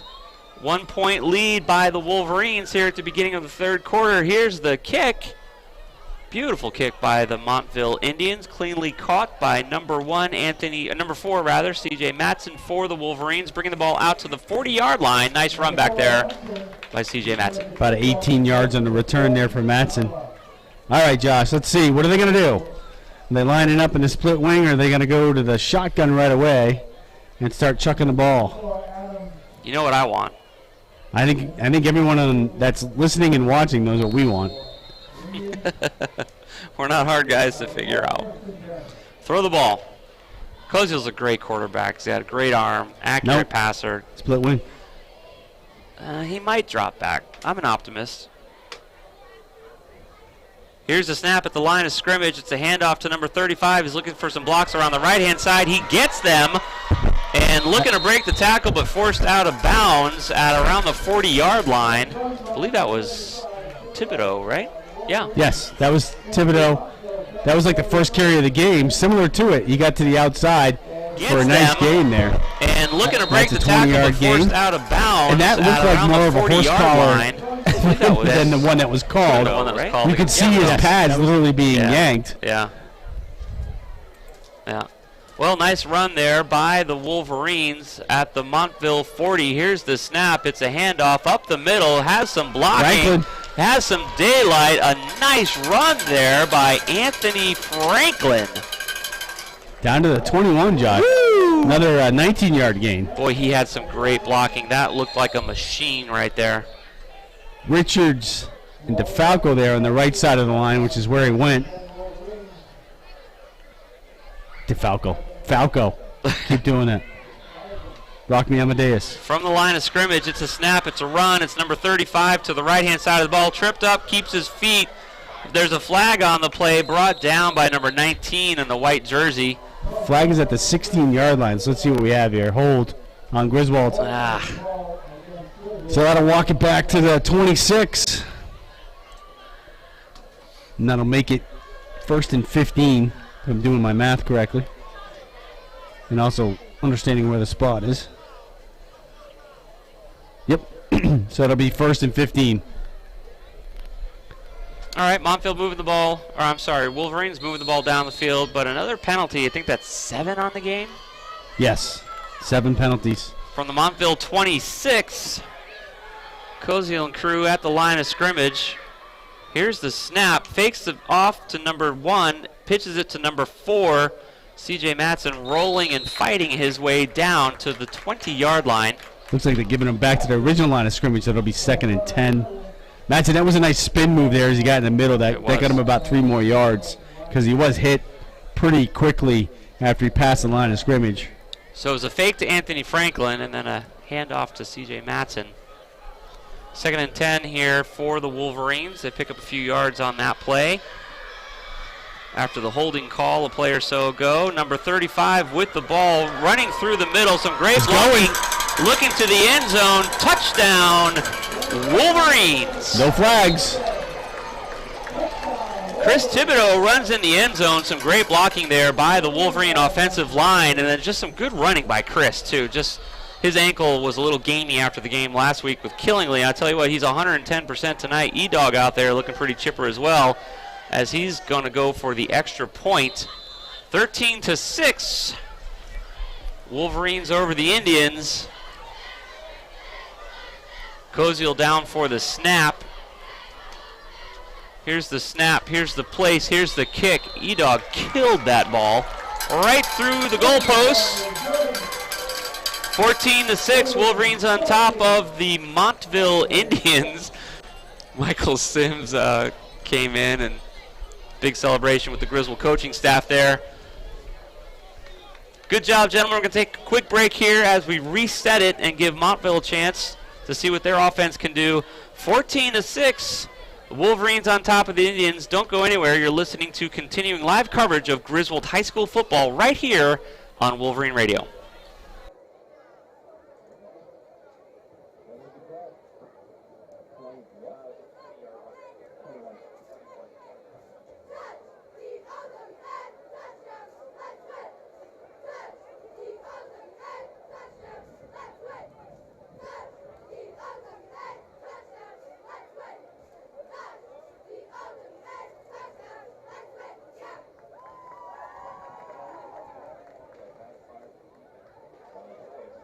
Kicking off Griswold, number 35, Thibodeau. High school Wolverines against the Montville Indians. A line drive kickoff here by the Wolverines. Montville has a hard time picking it up. Ball's out. Number 2 is there trying to pick it up. Andrew Clements hoping to come up with it. Oh, and that was an awkward position for the Indians player there. He was low to the ground. He bobbled it, tried to pick it up, dropped it again, and then he went down to the ground to get it as Clements hit him at the same time going for the ball. I think Montville ended up with possession. They did, definitely, but I'm wondering if he jammed his neck or something. It's because when Clements was coming in, the ball was right there. Yeah. And they both kind of jumped on it. It looked like it was Clements' right shoulder to, it was a clean hit, but yeah, you could see how it's dangerous just because Montville was so close to the ground there trying to pick up the ball. He could not get his hands on it. We've seen that before. In fact, earlier tonight, 2 other times, Griswold has let the ball roll around rather than try and make that very same dangerous play. Exactly.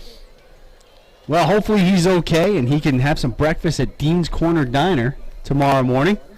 Breakfast and lunch at Dean's Corner Diner, a staple in downtown Jewett City, sponsoring Wolverine Sports since we've started doing it on the radio.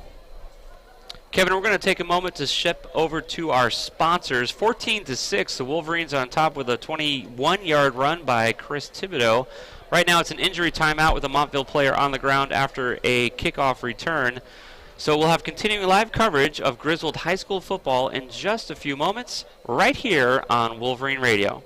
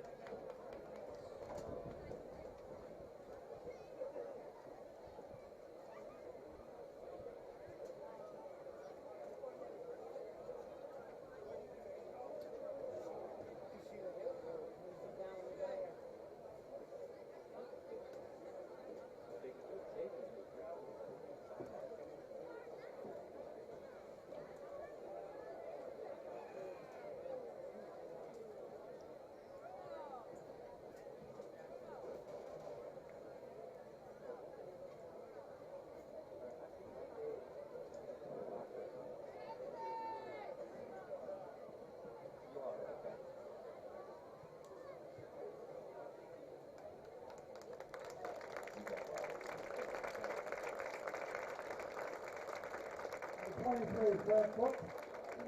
He gets started off the field after the injury. Gentlemen, we're wrapping up an injury timeout. Number 23, Frank Cook for the Montville Indians, took a shot. He was the punt returner, had a hard time coming up with the ball, and took a shot when he was bending down, trying to pick up the ball, shoulder to the head. Took him a few minutes, but now he's walking off the field slowly. He's still not right. He's seesawing back and forth. You can see that. He's unassisted, so. He is unassisted, but I don't think we're going to see him again tonight. But, you know what we're not seeing? The bus. So that's a good thing. No backboards, no bus. Play resumes here at 211 Slater Ave from the Griswold Pride broadcast booth. PJ here, Pastor Josh with KT, Kevin Thompson, Kyle the Amazing manning the video camera, and Mike Minarski running all the buttons over here. Here's a snap from the line of scrimmage. It's a run up the middle, but I'm telling you right now, number 34 is saying, no, sir. Michael Sims. Nice tackle there with Michael Sims. Number 6, Emmanuel Mayfield for the Indians. Very kind of fire plug looking player there. Short, stout, low to the ground. A lot of times it's tough to get those guys down, but Sims tackled him exactly where you need to in that case, which was right at the waist. Well, and he had some of his offensive linemen trying to create a hole, but honestly it was just a traffic jam. 14-6, Wolverines on top of the Montville Indians. Montville at their own 30-yard line. They haven't really thrown the ball much either tonight, Josh. And no. Doucette early on was having trouble finding his receivers and overthrowing them. It's a keeper right now, but number 30 and number 22 for the Wolverines ended that play early. Fontaine and DePonte there on the tackle. Gained about a yard or two. We haven't seen too many keepers. The last time we saw a quarterback keeper, it was in the end zone for a yard and a half, 2-yard run for the only touchdown that Montville has scored so far tonight after a botched punt by the Wolverines. A lot of penalties tonight for the boys in green. We're at 7 and counting here at 8 minutes remaining in the third quarter. A lot of holding penalties. Had a couple personal fouls from there's some Montville. confusion on the defense here, Josh. A lot of guys were moving around just before the snap. Back to throw is Montville, looking deep, under pressure. That's going to be intercepted. No, knockdown. Deflected. Ooh, boy, I tell you what. Logan Chappelle had his hands all over that ball. And he had 3 Wolverines and 2 Indians battling for that thing, and that was just... that's the kind of throw we'd see Koziel do last year. And it was basically a fly ball to the center field, and everybody was just trying to catch it. It was. Yeah. It was a face-off. It was a jump ball. It was anything but a completed pass. 4th and 8, back to punt are the Indians. Let's see. We got Chappelle and Matson going back this time. It had been Chappelle in the first half, was by himself. Kicking from the 20. He's got a good boot. Sure enough, it's going to come out at the 45. Nice catch there by C.J. Matson. Flag on the far side of the field. Big hit on this side of the field. You got 3 flags down, Josh. Wow. One on their side, one from the referee, and one on the far side. So something went wrong there. Good night. It's a flag factory. I'm going to have to guess it's against Montville, or it could be offsetting, I suppose. It's trying to sort it out here. I'm not really sure. It could be 2 different penalties, too. CJ foul, was forced out of bounds. Face mask on the Indians. Okay. Personal foul on the Wolverines, too. So offsetting. So C.J. Matson was forced out of bounds right around the 40-yard line in Indian territory. It could be, are these offsetting? Yeah, it looks... Face mask and a personal foul?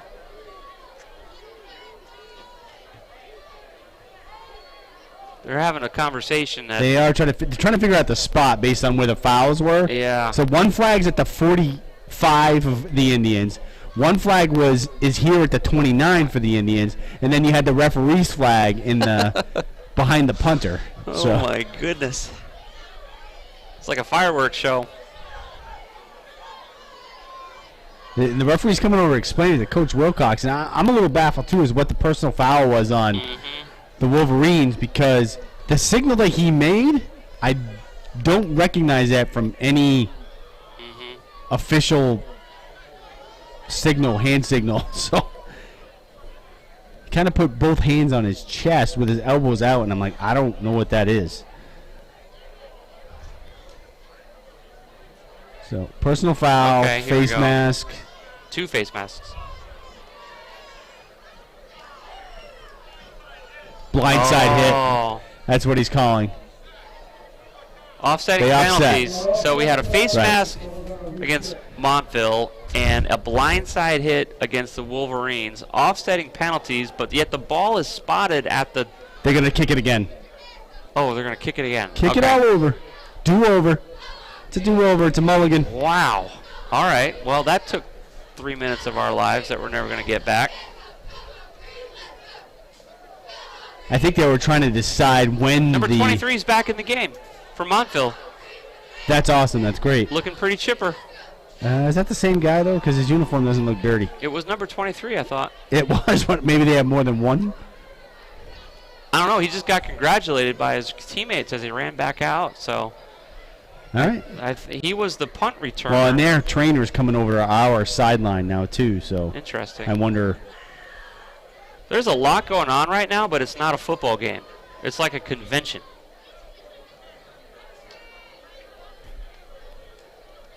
So Matson and Chappelle back deep. Still lots of talking going on the field. There's a whistle, so maybe we're going to get to play football tonight. 8 minutes remaining in the third quarter.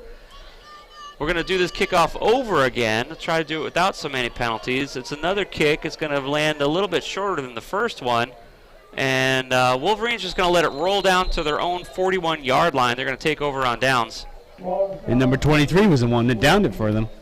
So that's great to see him back in the game. Yeah, he's looking great. So I think, Josh, what they were trying to sort out there with the penalties is when the penalties occurred. Because if in the spots, and then they were just like, okay, well, it was during the actual run back for both. That means you just kick it over. Yeah. I didn't see the blindside hit or the face mask, to be honest. I think the blindsider's on the far side of the field. Here we go. Wolverines 1st and 10 from their own 41-yard line. Koziel from the line of scrimmage. Time for some football, folks. Here's the snap. It's a handoff to number 35, Chris Thibodeau, looking for some blocking at the line of scrimmage, and that gap got filled.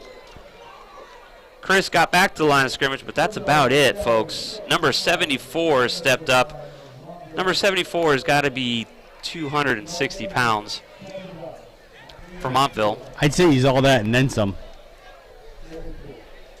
Because when he stepped into that gap, the play ended. Well, it looks like, Chris, they're giving him a favorable spot. Looks like Thibodeau got a yard or two on that run. Yeah, give him a couple yards, it looks like.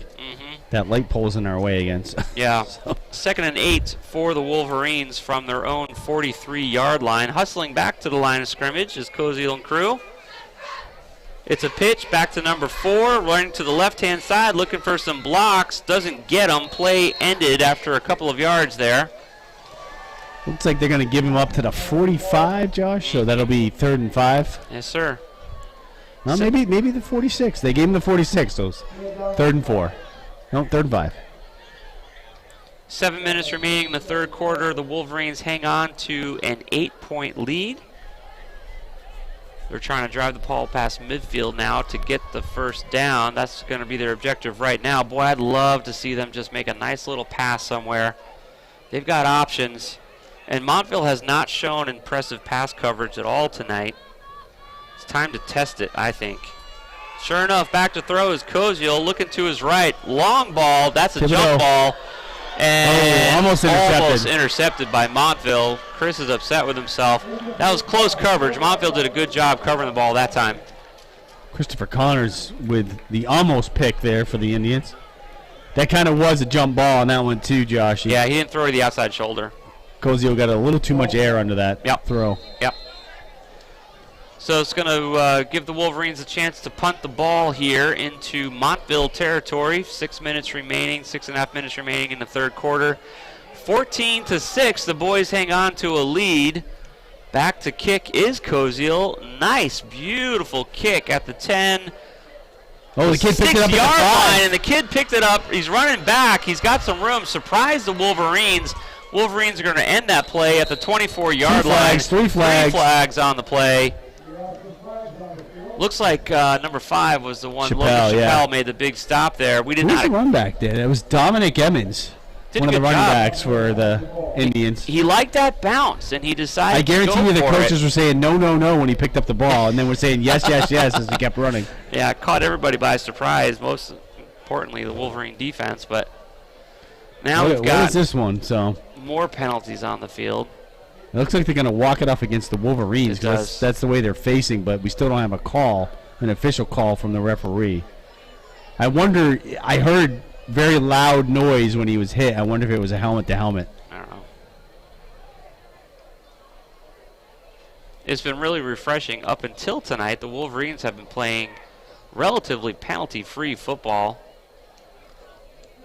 Here we go. Personal foul, face mask against the Wolverines. Personal foul against the Indians, just a personal foul, not an exact type of personal foul, just a personal foul. You know. So again, we got offsetting. I don't know. So do you think they're going to re-kick this one too? I don't know. Well, we've got some time to go to a spot, or we can make a mention here because these things do not sort themselves out quickly.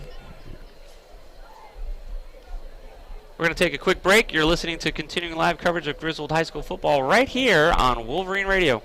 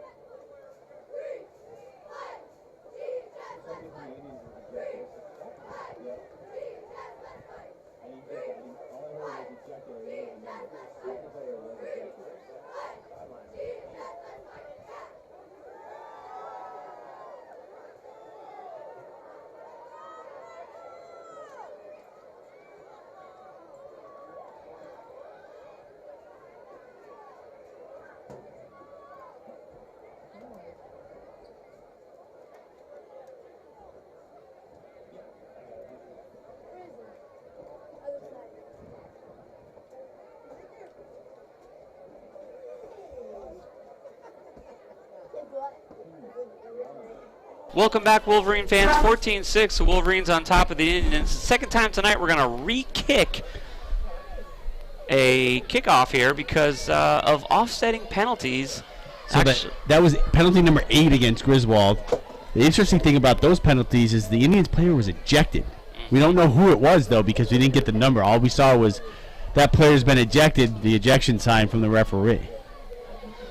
Now they're still confabbing here at midfield. I don't know what the discussion is. Maybe they're trying to get the exact number of the player. In the personal foul, there was no signal as to what type of personal foul it was on the Indians. Like, what was it? Was it unsportsmanlike conduct? Was it? They didn't block in the back. Yeah, normally a targeting would also get you disqualified. So the targeting one is normally the fist to the head, and the signal from the referee. But he didn't do that. He just said it was a personal foul, and with no other explanation. So the ball is being spotted at the Wolverine 45-yard line. Which is where it was when they kicked. 46-yard line. Yeah, because that's where Matson had run to for second down, and then the third down play was the pass to Thibodeau, which was incomplete. And then it looks like Koziel's going to punt the ball again. It was a beautiful punt that was cleanly fielded off the ground deep in Montville territory with about a 20-yard run back, and then just flags flew everywhere. So the boys are going to try it again. 14-6, 8-point lead. Wolverines kicking the ball away, not able to convert on fourth down. So here we go. Beautiful spiraling kick and trouble. Oh, ball's trouble loose for Montville. Wolverines ball's out. Looks like the Wolverines recovered at the 20-yard line. Wow. Hey, no flags on the play. That's worth a cowbell. No flags, and that time, the Indians player, number 10, Dominic Emmons, he decided to try to pick it up off the balance, but the Wolverine players were right there. They were right there, and they just popped him, and the ball came out. Yeah, knocked it loose. I tell you what, Montville needs to spend some time practicing special teams because that's really cost them tonight. They've made some dangerous plays. They've gotten hurt on special teams. And now this is a huge turnover here for the Wolverines. 6 minutes, all the time in the world. 1st and 10, Montville 20. Koziel kicked the ball. Now he gets a chance to throw the ball here or hand it off. Let's see what he does. He fakes it to number 4, runs to the right-hand side, unleashes and almost gets picked off. Incomplete. He was Right looking to the hands for of number 10, who fumbled the ball on the punt. He was looking for number 22 there, Matt DePonte. Sass just gave me an update. It was 23 that got ejected. What? The kid that got nailed and Yeah, came back into the game and then he got ejected. wow. Him and CJ got into it at the end. So Sass, were they thinking that it was a cheap hit on the play where he got hurt here on the kickoff? No, they did. It was a last. After that last play, they got into a little scuffle on the field. He came back on.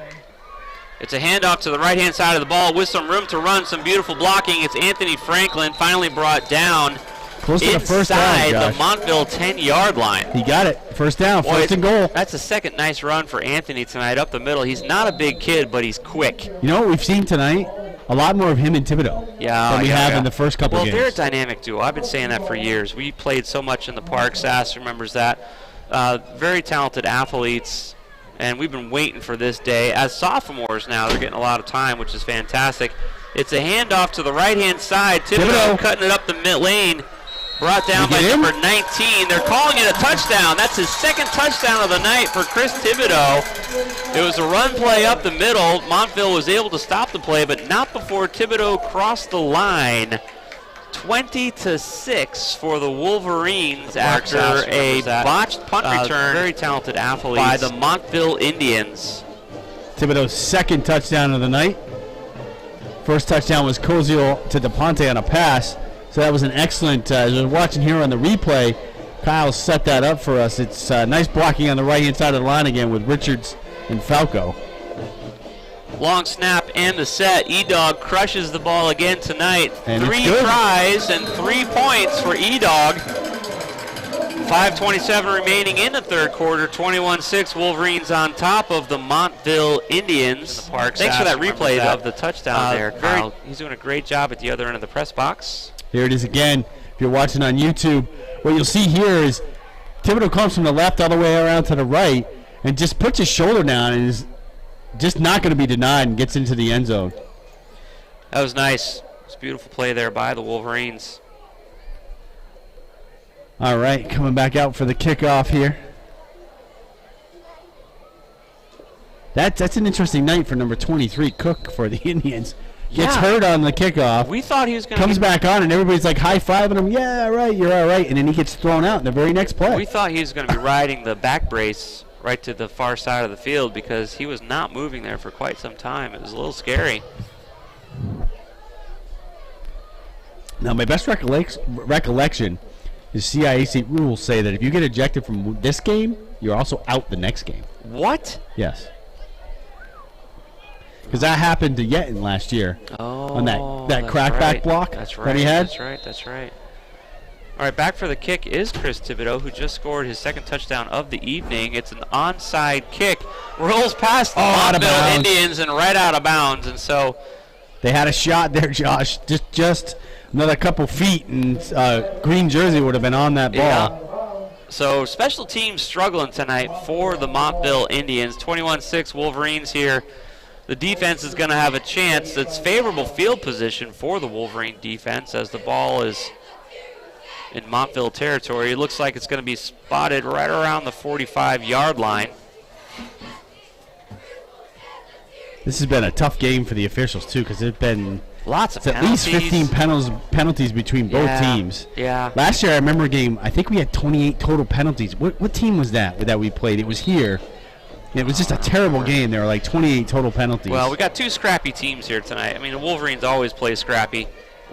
Back from the shotgun, new look for us. Hasn't done this very often, not since the first quarter. It's a fake handoff and a keeper, number 4, running around the right-hand side. He's got some room to run before finally being brought down by the Wolverines. Number 22 was initial contact. It's about a 20-yard run there for Doucette. Really was. On the right side. And then 57 came in for the tackle as well for the Wolverines. So Matt DePonte there and team captain Shamari Richards in on the stop. That was a really nice. There's Patrick Strange jogging off the field. So he is playing a little bit. It was a really nice fake to the left-hand side. If I wasn't watching the play through binoculars, I don't know if I would have seen it. So they really did a nice job on that play. Fooled everybody. Nice gain there for the Indians from the shotgun again. It's an actual handoff to number 6 up the middle. Boy, nice shoestring tackle there by number 57 to slow that play down. It's looks like you got about 4 there, Josh. So 2nd and 6 coming up here for the Indians. Yeah, Falco reached up, grabbed his ankle, slowed things down, and then the stop was made by his teammates there. 21-6, Wolverines have a nice lead here deep in the third quarter, 4.5 minutes remaining. 2nd and 6 from the Wolverine 30-yard line. Here come the Montville Indians. From the shotgun again, looking to throw the ball, oh, he's in trouble, but he breaks a tackle, and then the Wolverines are able to sack him. Looks like he may have got a yard out of that. Salvage the play. He was looking straight down the field. I'm not sure who the intended receiver was. There's whistles here. Montville Indian, number 18 on the far side of the field, slow to get up, number 19 rather. Or is he just stretching, or what's the deal? No, trainers are heading over there. Yep, I see that. Who is that? Is it 18 or 19? I believe it's 19. Yeah. That's Velez, their number 1 wide receiver. Griswold trainer running out there. Well, maybe that was why the play got busted up there. So let's take a moment to give a chance to our sponsors here. We're going to have an injury timeout. Montville needs a few moments to stretch out a calf muscle or something. You're listening to continuing high school football coverage here. 21-6, Wolverines on top, right here on Wolverine Radio.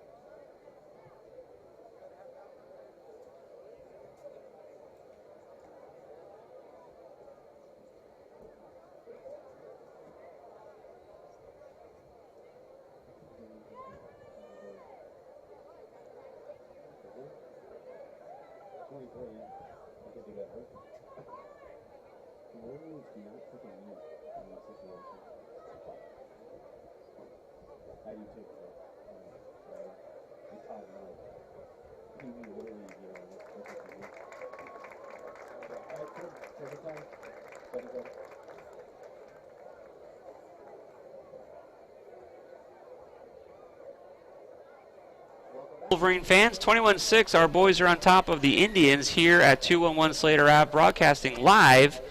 It's Wolverine Radio from the Griswold Pride broadcast booth. PJ, Pastor Josh here with KT Kevin Thompson. Kyle on the video camera tonight. Go to our Facebook page at Wolverine Radio or the homepage for Wolverine Radio. Click on the link to YouTube, and you can see what we're talking about here tonight. Services provided here when we are at home, which is fantastic. Montville here is in the middle of a drive, just come back from injury timeout. It's a quarterback keeper through the middle. Picks up a few yards. Close to the first down, just a little bit shy, it looks like to me, Josh.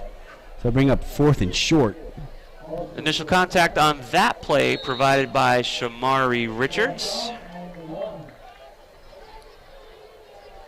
Yeah, 4th down and about a half a yard, it looks like here. Got to go for it. It's too far to kick and too late in the game to not go for it. Down 2 scores. Nothing to lose. If you kick it, it's not going to gain you many yards. So. Ball's at 26-yard line, so sure enough, Montville's going to go for it here. Let's see if the Wolverines can stop them and take over on downs. Montville's going to take the snap from the line of scrimmage and give it to number 7. Boy, I tell you what, they're having a hard time knocking him down, but he got a first down. He crossed the 25. I was going to say, he had forward progress before being shoved back. He's not a small boy. Justin Long there, Jaden Long. It's going to move the chains for the Indians. They need to try and score here. They're trailing by 15 points deep in the third quarter, 2.5 minutes remaining. Their only score so far tonight was after a botched punt return. They were able to pick up the ball and then run it to the 2-yard line and then move the pile. For their only points of the game, their extra point was a line drive, no good. It's a run, number 22 trying to find his way up the middle, and wow, big stop by number 30 there for the Wolverines. Fontaine on the tackle there. 27 on the carry for the Indians. Nehemiah Owens.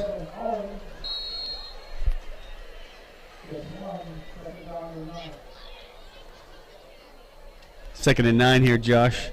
Nice stop by Fontaine on the play. Again, they haven't thrown the ball much here. No. In the second half. They tried a few in the first half, weren't very successful except for the screen pass on the first play. He's overthrowing all of his receivers, never got dialed in. From the line of scrimmage, it's a handoff to number 6. Nice play. Early tackle, number Steven 15. Sims. Wrapped up his ankles and just said the play stops right here, right now. Minute and a half remaining in the third quarter. It's going to bring up the scoreboard. Still says second and 9. I agree. 3rd and 11.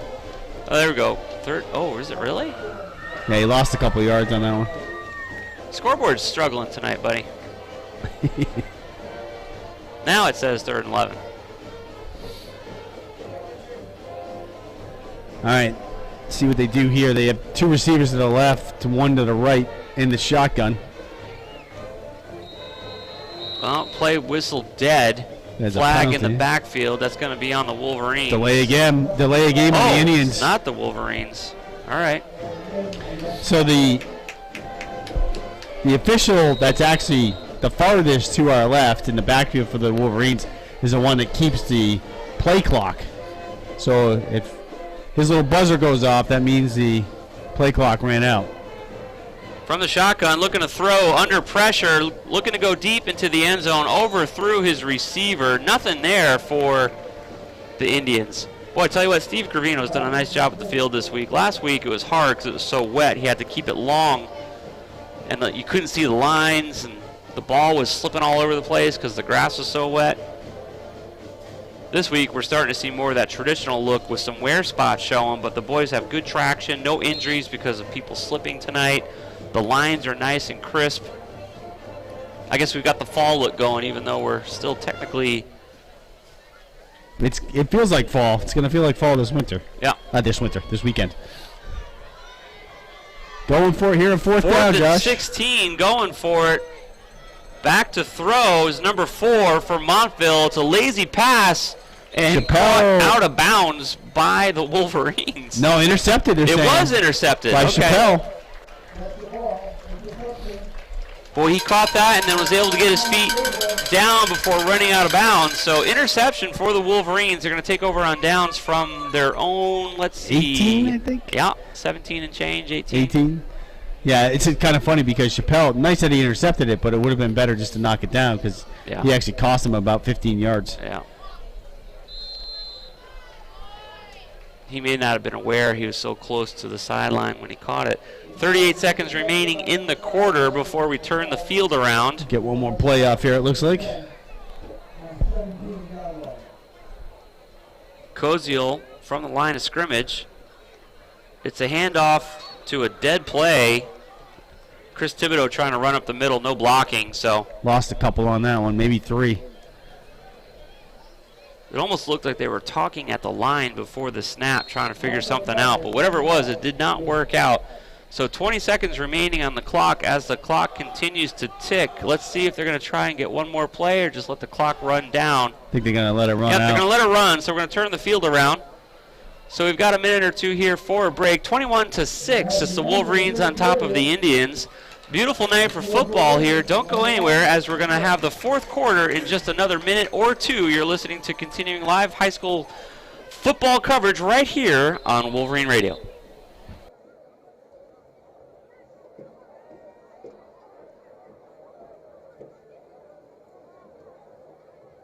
Yeah, go no further if you don't.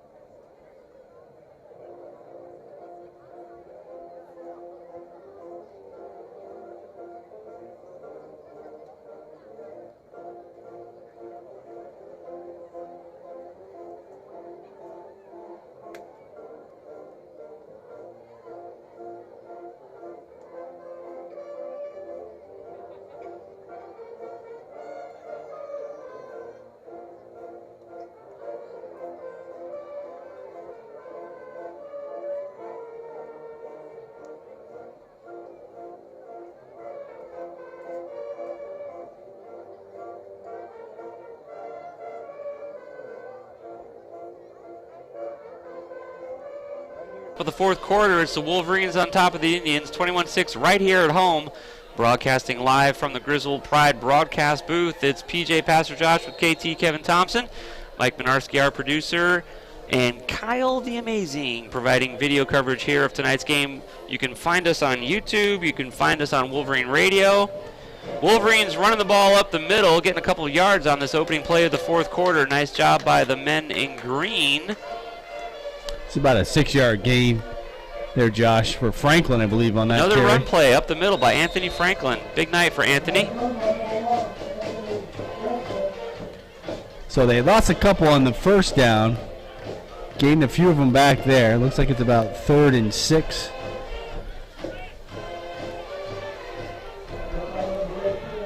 Cozy's going to take the snap at the line of scrimmage, hands it off up the middle, and number 72 puts a stop to that play.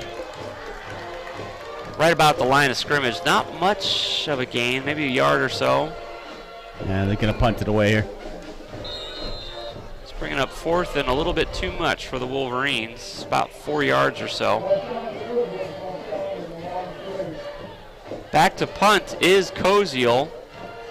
Montville back to receive. Oh boy, that punt's coming right to the sideline.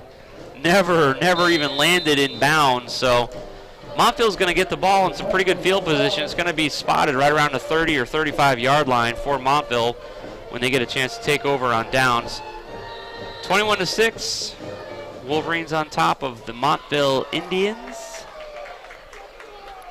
Yeah, I think that punt only went about, let's see, maybe 10 yards, give or take. Yeah, it did not go. Was not his best punt. He's an excellent kicker, as well as a good quarterback, and that was not his best effort tonight. Trying to get too cute with the sideline there, didn't work out. Ball spotted on the Griswold 36-yard line as Montville takes over on downs. He's going to take the snap at the line of scrimmage, pitches it back to number 9, Reverse. who pitches it to number 19, confuses the defense rather. He's got a nice run going there for Montville, picks up the first down there on the first play. Inside the 20 at the 19. So it's a 17-yard gain for Velez on the reverse. Well, it's time for them to try something different because everything they've been trying has not been working well for them tonight at all. Honestly, if it wasn't for an error on a botched punt return, they wouldn't have scored yet tonight at all, but they were able to capitalize on a mistake early in the game by the Wolverines on a botched punt and get the ball in the end zone. Interesting reverse, and it worked. The Wolverines were not ready for it. Ball inside the 20, as Kevin said. Shotgun this time, Josh. Oh, flag. Must be Another another delay. delay of game. Delay of game against Montville, so that's going to take 5 yards off their nice run. 1st and 15. Yep. Now they're just inside the 25. Let's try that again, boys. Still in the shotgun formation. It's a quarterback keeper looking for some blocking on the right-hand side and forced out of bounds by number 22 from the Wolverines, Matt DePonte. Looks like he was out at the 20, so just a yard shy of the original line of scrimmage. It'll bring up 2nd and 11. I think the quarterback, I think Doucette is leading in the rushing yards. Yeah, the Montville offense is just struggling tonight, and the Montville quarterback there, let's see, Ryan Doucette. Keeps overthrowing his receivers. Montville Griswold coverage has been good tonight too, so that hasn't helped him out enough either. Hands it off to number 6, running up Nice the middle, call. having some room to run, In the end zone. blasting through the defense. There's a flag right around the line of scrimmage. It looks like it might be Holding. against the Wolf. Holding against the Indians. Indians, yeah. Boy, I tell you what, that was a nice run there. That's too bad.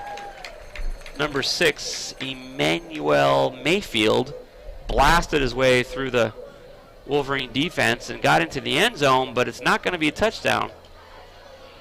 Now the ball will go back to the 24. Yeah, it's a 5-yard penalty, so. 2nd and 15.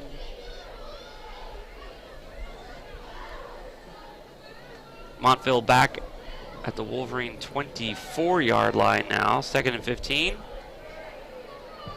That was one of their best run plays of the night, too. Shotgun again here, Josh. Number 6 is lined up next to the quarterback. Let's see if they run the same play. Hands it off to number 19, who's looking for some blocking. Wolverines almost get a shoestring tackle. He breaks 3 tackles he broke, and is able and he's to gone. break it out through the left-hand side. It's going to be a Montville touchdown. Boy, No flags. That was a good second and third effort there by Montville to get that ball in the end zone. Number 19 on the carry. Velez, their number 1 wide receiver. Funny because he had the big run on the reverse, and then this time they actually brought him across the field as the ball was snapped, and the quarterback just handed it to him. Nice 3 broken tackles there for the score. Yeah, you can see the replay that Kyle just showed if you're watching us on YouTube, which I strongly encourage you to do it. Just great coverage being provided tonight here by Wolverine Radio. Thank you for that replay, Kyle. Back for the extra 2-point attempt. And it's going to be another keeper looking to run and jump into the end zone. Montville celebrating, and the refs agree. 2-point conversion for the Montville Indians gives them 14 another points. Keeper looking to run and jump into the end zone. Montville celebrating, and the refs agree. Wolverines maintain a lead. They're going to get a chance here to run the ball back. 9.5 minutes remaining in the fourth quarter. So we got a chance for a quick little mention from our sponsors. You're listening to continuing live coverage here of Griswold High School football right here on Wolverine Radio. What? You can just hit enter.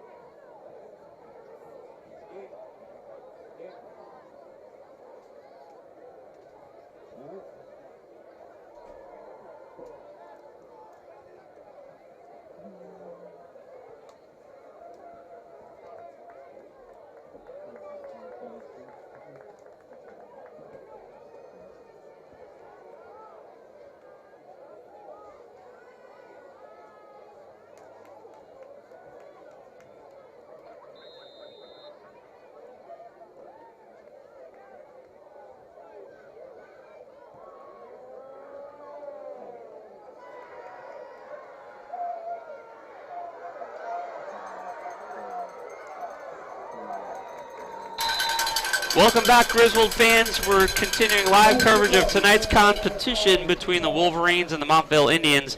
Nice run back there by number 5, Logan Chappelle for the Wolverines. Bringing the ball right back out to the 50 after a touchdown here by the Montville Indians. They just kicked it off.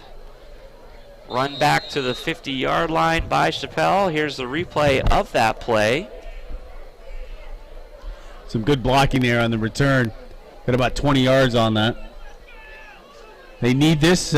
Game's a little too tight here, Josh. It's only a one-score game, and we say in high school football, if it's 2 scores, it's a tie. So Griswold shotgun. Good job, but they got to get the ball in the end zone now to keep their safe lead. C.J. Matson running to the right-hand side. He's being chased down by number 53, but hit by number 19. Let's see, did they give him a yard, or are they putting it at the line of scrimmage? I think they set it at the line of scrimmage, so no gain on that one. That was a big hit. It was kind of funny because I was watching the blocking up front there, Josh, and Chaikow was coming around that end, and it almost looked like he was just trying to get in the way instead of actually blocking. It's going to bring up 2nd and 10 here for the Wolverines. 21-14 after a Montville touchdown by number 19, the man that just stopped that play. Right back at the line of scrimmage is Koziel, hands the ball off to number 4, C.J. Matson. He's met at the line by number 6 from Montville, and Kevin is going to bring up 3rd and 10. 3rd and 10, Mayfield with the stick there on Matson. Mayfield scored the touchdown for the Indians, the last touchdown. Oh, no, I'm sorry. I take that back. He scored when they had a penalty, and then he got brought back. Velez was the touchdown. They gave us half a yard, man.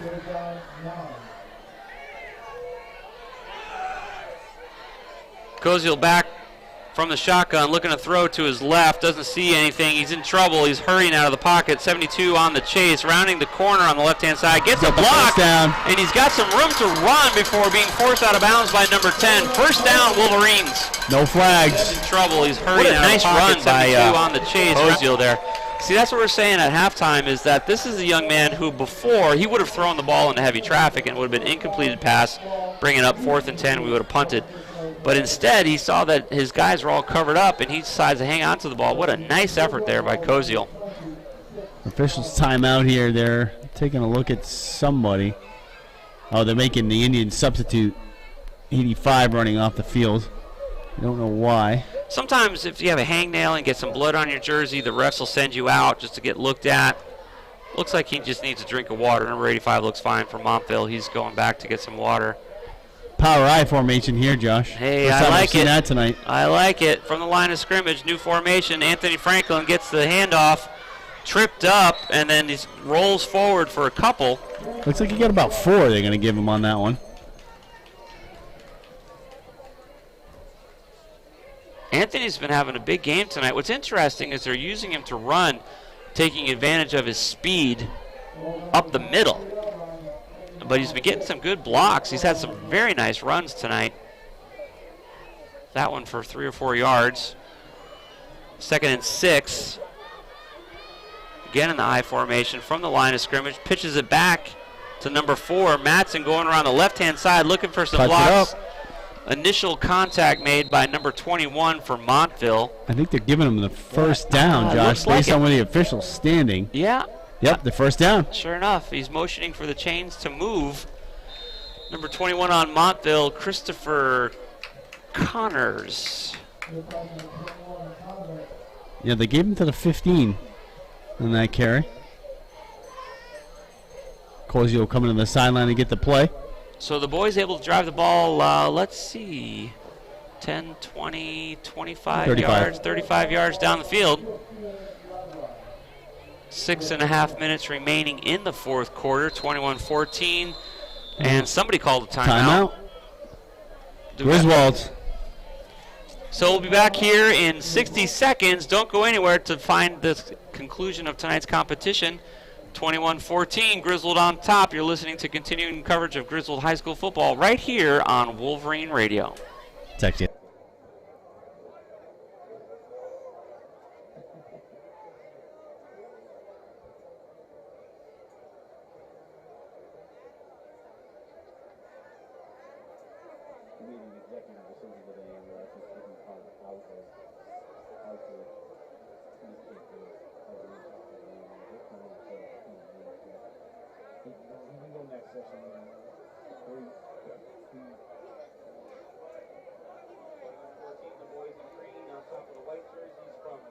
PJ Pastor Josh with KT Kevin Thompson here from the Griswold Pride broadcast booth. Kyle providing video coverage down on the left-hand side of the booth as you see Montville take the field. Ball currently spotted inside the 20 at the 15-yard line. 1st and 10, Wolverines looking to score. It's a one-score game. 2 scores is a tie is how high school football works. Anthony Franklin getting a chance to run. Number 7 on the chase. Nice blocking on the Anthony outside. Beats him, Is he gets in? a block. Touchdown, Wolverines. Anthony Franklin, that might be his first high school touchdown. Nice blocking there on the outside by Sims. High school football Franklin work. comes around the corner. Sims is leading the way. Look at this replay here. You can see Sims, number 34, with the block, allowing Anthony to get into the touchdown. Sophomore Anthony Franklin might be his first high school career touchdown. E-Dog hoping to go 4 for 4 tonight, I believe. Let's see how they line up. If it's an extra point They or are 2. indeed. E-Dog's coming out. E-Dog coming out for the extra point. Michael Sims coming out for a breather. Yeah, that was great. Number 7 was on the chase, but couldn't catch him. And then Anthony's quick. He's got some wheels. So here comes E-Dog, hoping to be 4 for 4 tonight with the extra point attempt. Oh, fake. It was They're a going for fake. 2. Koziel keeps the ball. Good. Throws it in the end zone. He finds. Is that DePonte again? I believe it is, yep. Number 22. Matt with the extra DePonte. point Matt DePonte. Great play there by the Wolverines. Yeah, let's watch that again. Thanks, Kyle, for that replay. So Koziel, of course, is who the ball gets snapped to. He's the placer. He's the holder for the kick, yep. 4 for 4 And then tonight with the he extra just kind point of comes attempt. around Yeah, to the right-hand side. It was They a go for fake 2. again. Thanks, Kyle. DePonte's right in the back of the end zone, wide open. Made it look easy. Really did. 29-14 is the score. Heads up play calling there by the Griswold coaching staff. We're back to a 2-score game now. And with that extra insurance point, that's going to make it a little bit harder for Montville here. They missed their first extra point attempt in the first quarter, 29-14. So they're actually going to need 2 touchdowns and a 2-point conversion just to tie. Chris Thibodeau back to kick for the Wolverines from the 40-yard line. Here's the kick. Let's see what he does. 10, 15, 20 yards, and it's going to bounce out of bounds. That's a penalty. And it's a penalty. I don't think the ball was touched. Was not touched. It went right out of bounds. So it'll be an extra 5 yards for the Indians. That'll bring it inside the 40-yard line. 6.5 minutes remaining in the game as you see the Wolverine defense come on out. So last time the Indians on that drive went from the shotgun almost the entire time. Didn't throw the ball, but they ran it from the shotgun. Yeah. Had a reverse, little trickeration there. Yep. And then the play that they actually scored on, it wasn't a reverse, but Velez was coming across in front of the quarterback in the shotgun, and the quarterback just handed it off to him as he was coming across. That's called trickeration to matriculation. You weren't listening to me. I made it funny. Here we go, back to throw. Is Montville under trouble? He gets the ball away. Oh, man, I thought that was almost caught. Yeah, that was an incomplete pass. That was a weird. Is there a flag down? Because I heard a whistle. Almost as the ball was in the air. I know, that was weird. There was a whistle, but no flag. Nope. The referee's coming over to explain something, I think, to the Griswold sideline. Or to the line ref.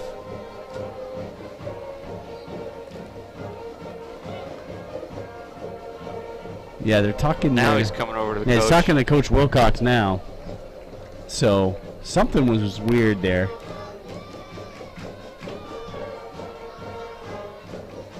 The squads are lining up, but something happened on that play, but no penalty was assessed. It's going to be 2nd and 10 after an incomplete pass for No Montville. play. They're saying no play, first down. What? That's what he just said. The referee just said that. You're right. I don't know why. Maybe that was the inadvertent whistle that we heard. But it was blown after the ball was snapped. It wasn't blown before the ball. Don't know what happened there. It's a keeper up the middle this time. Wolverines allow a couple of yards on that play. It looks like it was Mayfield again. Number 6. They'll need some bleach for his uniform. Did they snap right to him that time? No, it was handed off by Doucette. Okay. I was going to say it happened quick.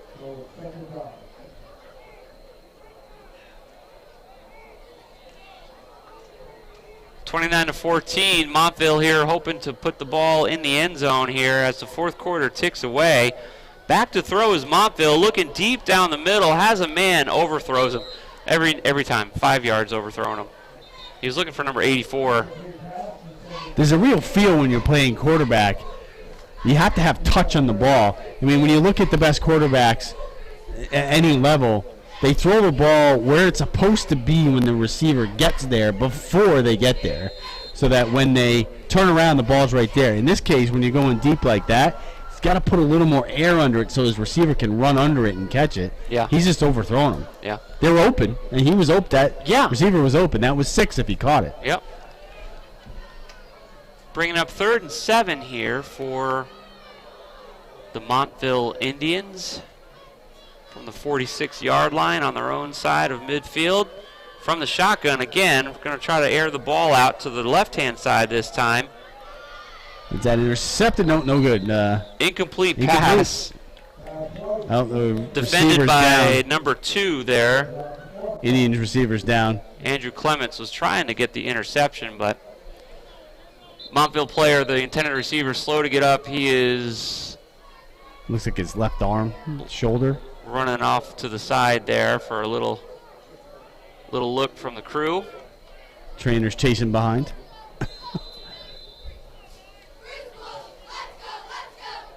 So the point I was trying to make about the whole concept, if It's about touch and timing. You have to understand whatever play is called. You got to put the right amount of speed on the ball, the right amount of air under the ball, and make sure that timing-wise you're getting it where it's supposed to be at the time the receiver is going to hit the same spot. Griswold defense is confused right now. Number 58, one of the captains, hustling off the field. 1, 2, 3, 4, 5, 6, 7, 8, 9, 10, 11. They got the right number out there, but they're looking to the sideline to get the play here for defense. Yeah, and so they only have 3 defensive linemen, Josh. That's what they were doing. They were putting in another linebacker and getting Richards off the field. Yeah. And putting number 11, Kobe Vantine, in. Timeout called on the field. That's Montville's first time out of this half. 29-14, that gives us a chance to give some respect to our sponsors who make tonight's game possible. Come back for the concluding section here, the last 5.5 minutes of the fourth quarter. It's the Griswold High School Wolverines. Live coverage here provided by Wolverine Radio.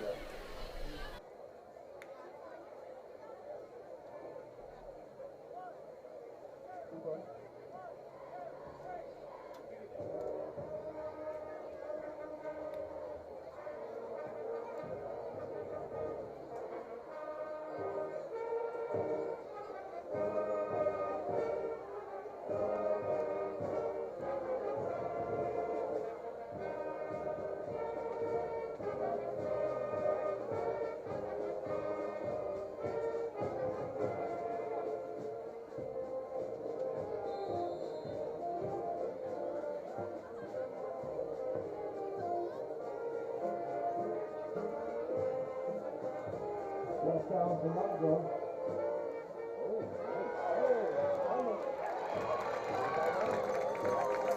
Griswold behind the ball.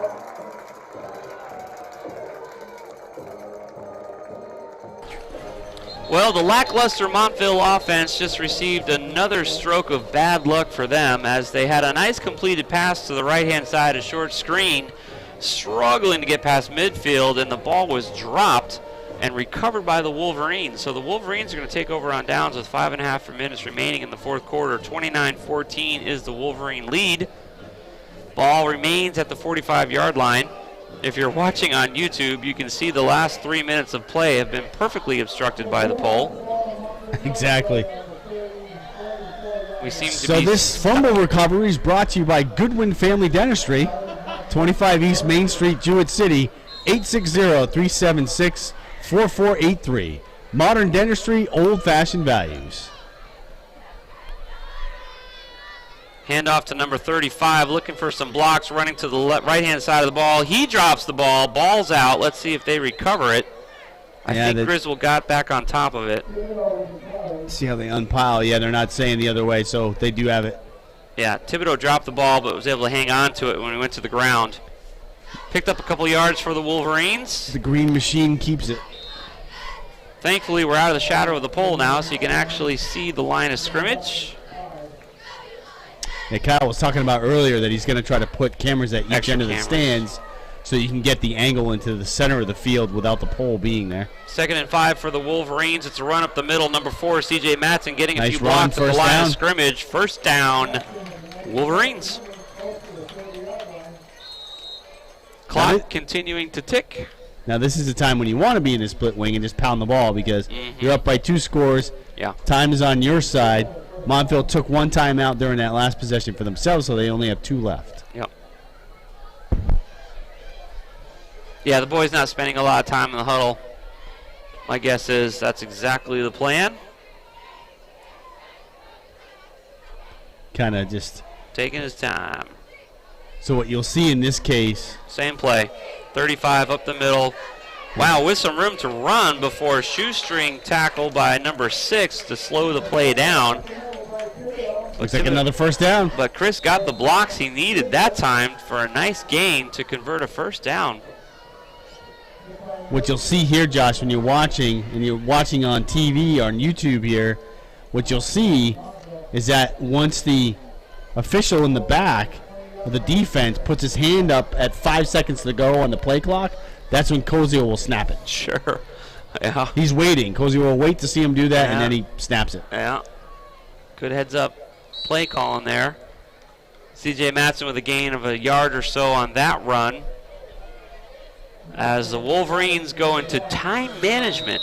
3 minutes remaining on the clock, 29-14. I don't know if Kyle can hear us or not, but if he can zoom out a little bit so we can see that official behind the defense, his hand will go up to the 5 second. There we go. Thanks, Kyle. 5 second mark. And then all of a sudden you'll see Colesdale snap it. He's trying to run the clock down as much as he can. A little bit to your left, Yeah, you Kyle. see the ref is actually standing in the end zone. He just signaled. There's the snap. It's a pitch to Thibodeau's. It's a run to the right. Got some blocking, and he's in the end zone, folks. Number 7. The ref is Carr just kind of ushered him in. That's his 3rd touchdown of the night, Josh. Here's the replay. Thibodeau having a big night. Got some great blocking on the right-hand side. Montville might be getting a little tired right now. This was kind of similar to the Bacon game where they just wore him out in the second half. Yeah. And the score is going to be very similar in this game. 35-14 here. The Wolverines looking to be 3 scores ahead. E-Dog looking to be 5 for 5. I don't know if he's ever had a big a night like this. Well, he was 4 for 4. That's a good kick by E-Dog right there. Oh, no. The refs are saying no. No good. That looked good. Boy, it sure did. Wow. All right. E-Dog's kick 3. 2-point conversion by Koziel and a miss there by E-Dog deep in the 4th quarter. 35-14 will stay the score. Look at that beautiful shot there on YouTube. Isn't that pretty? That's awesome. That's nice. That's Friday Night Lights. Sure is. We're very happy to provide YouTube video coverage here for all the home games this season. Good night for the Wolverines. Much different feel right now. Obviously, being up by 3 scores contributes to that, but we're not seeing Montville's tired, and the Wolverines, I'm sure, are tired, but they're not showing it, and there's not the same level of bruising and limping and that we saw last week against Killingly. Well, not for Griswold. Montville's had a few. Mm-hmm. It's true. Thibodeau back to kick for the Wolverines. Ball spot at the 40-yard line. Here comes Chris. Squib kick to the right. Rolls to the 50. Hits a Montville player. Ball's loose. What a mess. I think Montville got possession, but it was just by the skin of their teeth. Montville really struggling on punt returns tonight and kick returns. I'm trying to remember if they've had one clean kick return tonight. They had injured players and turnovers and ejections. And no official ever signaled as to the direction of who had the ball. But we know it's Montville. So. Yeah, Montville has it. They're spotting it at the 48-yard line in Montville territory. Well, they're going to throw the ball. They have no choice right now. From the shotgun, Montville back to throw. Flag in the backfield, so probably holding against Montville. False start. That'll be a 5-yard walk-off, so we get 1st and 15. Man, you know what's kind of just... You just never felt that the Montville offense found their cadence. I think if they had hit a couple of those passes early on, Josh, this would have been a completely different game. When they've run a couple of interesting reversals, it almost felt like they were starting to come alive, but they just couldn't. They haven't done that. They only did it once. They're sticking to their game plan, which is frankly just not working for them tonight. Down the sideline. Big throw down the left-hand side, almost picked off by Andrew Clements. Yep. Yeah, that receiver was not open. That was more of a pass to Clements than it was his receiver. Yeah, his receiver was overthrown, and Clements was running coverage in front of the receiver. It's actually the smart play. Colin Nickerson, I think, was the intended receiver there, number 11, for the Indians. Mm-hmm. So Montville offense struggling, and they're also struggling on special teams. The defense has been struggling too. They've kept the Wolverines to 35. It's a handoff to number 6, Old Faithful, right up the middle. Nice run for him. Boy, he's been a producer tonight. He's played well for the Indians. He got probably about 10 yards out of that. He's an everything player. He does punt returns. He's making a lot of the. He's the guy that's making initial contact on a lot of the defensive stops, and he's running the ball up the middle tonight. And his uniform shows it. Deserves a pat on the back. Number 6 there, Emmanuel Mayfield from Montville. Doing a good job. He's a workhorse, there's no doubt about it. Something went screwy on that play, but the play is continuing. Montville picks up a few yards on that play. It was a pass to the left-hand side. That was weird because the ball was snapped, and most of the Montville team just stood there. They were looking over to the right. And the receiver's down. It's number 19 again. Yep. He was slow to get up earlier tonight. He had a big stop earlier tonight. He had a touchdown tonight. Did he have a touchdown? Did. Yeah. He did indeed, yep. Velez had their second touchdown of the night. He's limping off to the side of the field as Montville continues to try and get the ball in the end zone one more time. A minute 42 with a stopped clock, 35-14. It's going to bring up 4th down here for the Montville Indians. 4th and about 3? 3. Scoreboard says 2, but we don't believe it. See if he'll keep it on this.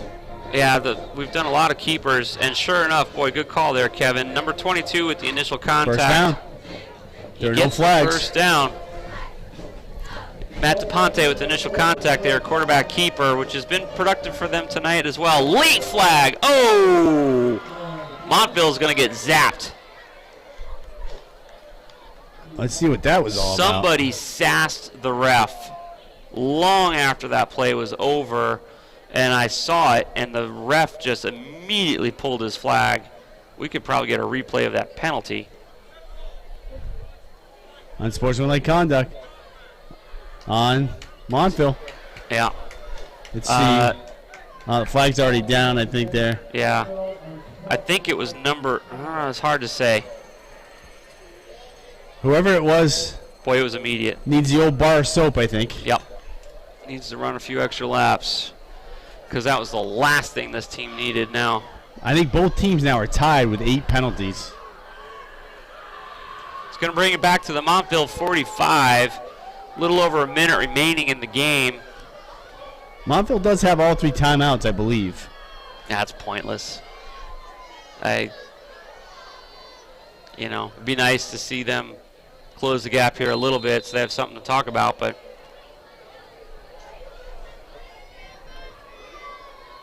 they've really struggled against this Wolverine defense. There's basically been no game through the air as that incomplete pass just put the period behind the end of that sentence. Thrown behind tended wide receiver Aiden Rodriguez. Clock stops with a minute 3, 35-14. We're looking at a Wolverine win here at home. That brings us 2-1 on the season. Boys are getting off to a good start. Do you think they picked up any lessons that they applied from Killingly last week? In the beginning of the game, no, but then when they started opening it up and going with different formations and throwing it a little more, yes. Yeah. 2nd and 25 for the Montville Indians. Low snap, quarterback hangs on to it, looking to throw to the right-hand side, incomplete pass. Kevin, that ball was beautifully thrown. That was a good throw by Doucette on that occasion. I've watched his motion all night, and I was kind of wondering if there was some reason with his mechanics as to why he seems to be so off with some of his throws. He kind of shot puts the ball from his shoulder. He does. He doesn't go up to his ear. No.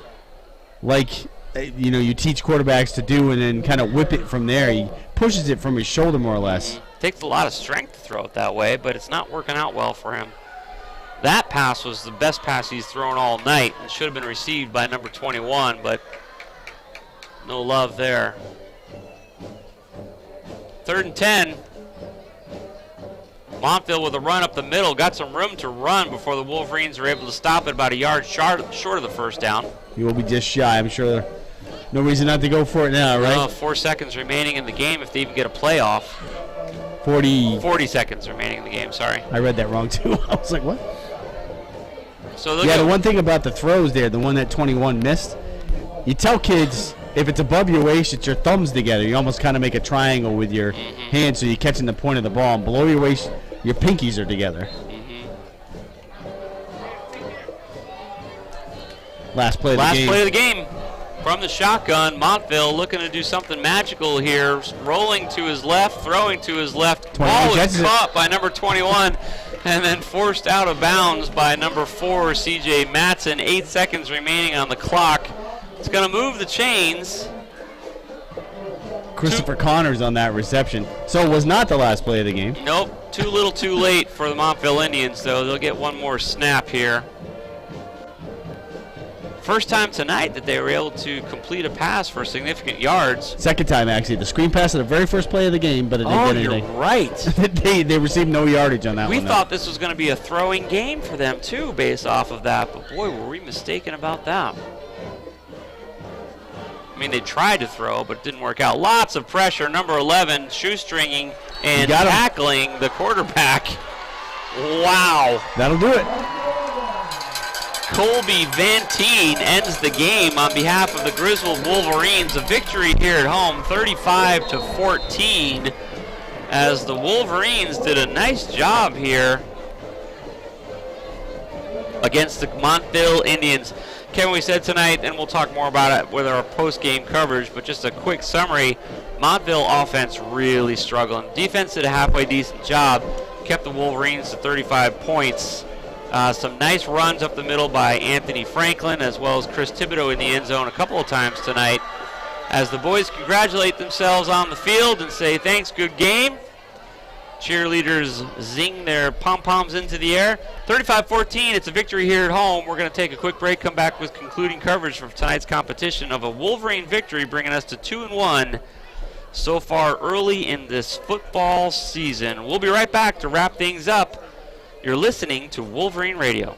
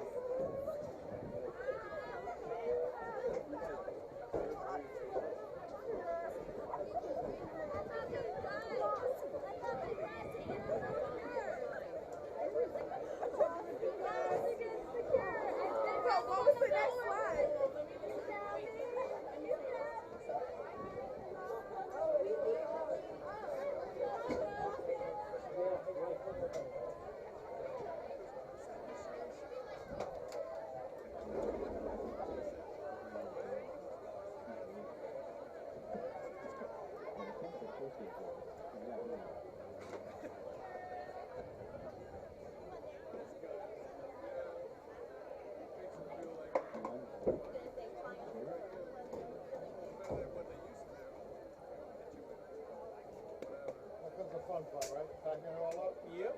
You got that. Yeah, I decided.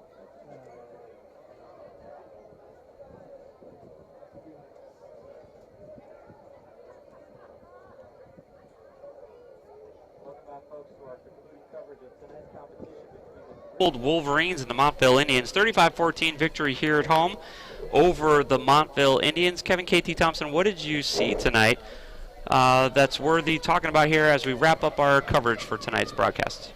We saw Chris Thibodeau score 3 times tonight, and Anthony Franklin carried the ball a lot and have a score as well. So some different names in the backfield, a little more speed that we saw tonight. Again, they come out in their usual split wing formations to start the game. It takes them a little bit to kind of, all right, we'll go from the shotgun and we'll do some different things. Didn't throw the ball as much tonight as they did in the last game. And, next week it's Waterford here again at home. So we'll see how they come out next week and if they decide to come out in different formations. They also ran the I formation a few times tonight as well, like they did last week. And I think that's really the key to the game because it kind of keeps the opponent off guard. It catches them off guard so that they can attempt to have some big plays on those formations. Yeah, big shout out to the offensive line made up largely of the team captains. They're doing a nice job creating some holes for the speed of Franklin to get through the middle. We also saw CJ Matson run through the middle, and like you said, we've seen Thibodeau produce tonight as well. So the offensive line doing some heavy lifting this year. Great job last week against Killingly as well. 35-14 the victory tonight here at home. One of the things that also we saw tonight, not nearly as physical a game for Griswold tonight as Killingly was. They gave as good as they gave last week. Montville looked a little beat up tonight, so the boys are playing a good physical football game. Like you said, against Waterford, a larger school. We'll see how we do next week, but the boys are looking good this year. We were able to see Koziel connect with some of his receivers. And again, 35-14 victory at home. Field looks great. I'm sure Steve Cravino and his crew will be out here this week doing a little bit of work. Cooler temperatures. It's a happy season for the grass to grow, and we're starting to get the traditional dirt spots a little bit at midfield where the action takes place. But hope you're able to join us either here at the game next week or on YouTube as we're videoing the games. You can find the coverage visually on YouTube as we do play-by-play coverage. So thank you so much for being a part of our evening here at 201 Slater Ave. We've been broadcasting live from the Griswold Pride broadcast booth. PJ Pastor Josh with KT Kevin Thompson, Mike Minarski, our producer, and Kyle providing video services as well from the Griswold High School. A 35-14 victory for the Wolverines, 2-1 on the season. Next week it's Waterford. We'll see you right here. Game time, it will be at 6:30. And we look forward to spending next Friday with you as well. Thanks for being a part of our evening. One more word here from somebody? We have one really important thing to announce. It's Josh's birthday this weekend, so if you see him, say happy birthday. Hey, come see us at the Tough Buddy. Throw him in the mud. Come and see us at the Tough Buddy on Sunday afternoon. We got about 230 kids signed up. We'll end up with around 300. And yes, it's my birthday. It's also the birthday of my firstborn son. Yes. Who will be turning, oh my goodness. 21? 20. 20. He will be 20 on Sunday. So very cool. Yeah. Yep. That's B. So we're looking forward to a big day. We're having church out in the park as well. This is Tough Buddy Spooktopia tomorrow. So thanks for joining us for live coverage tonight here on Wolverine Football. You've been listening to live coverage of Griswold High School football right here on Wolverine Radio.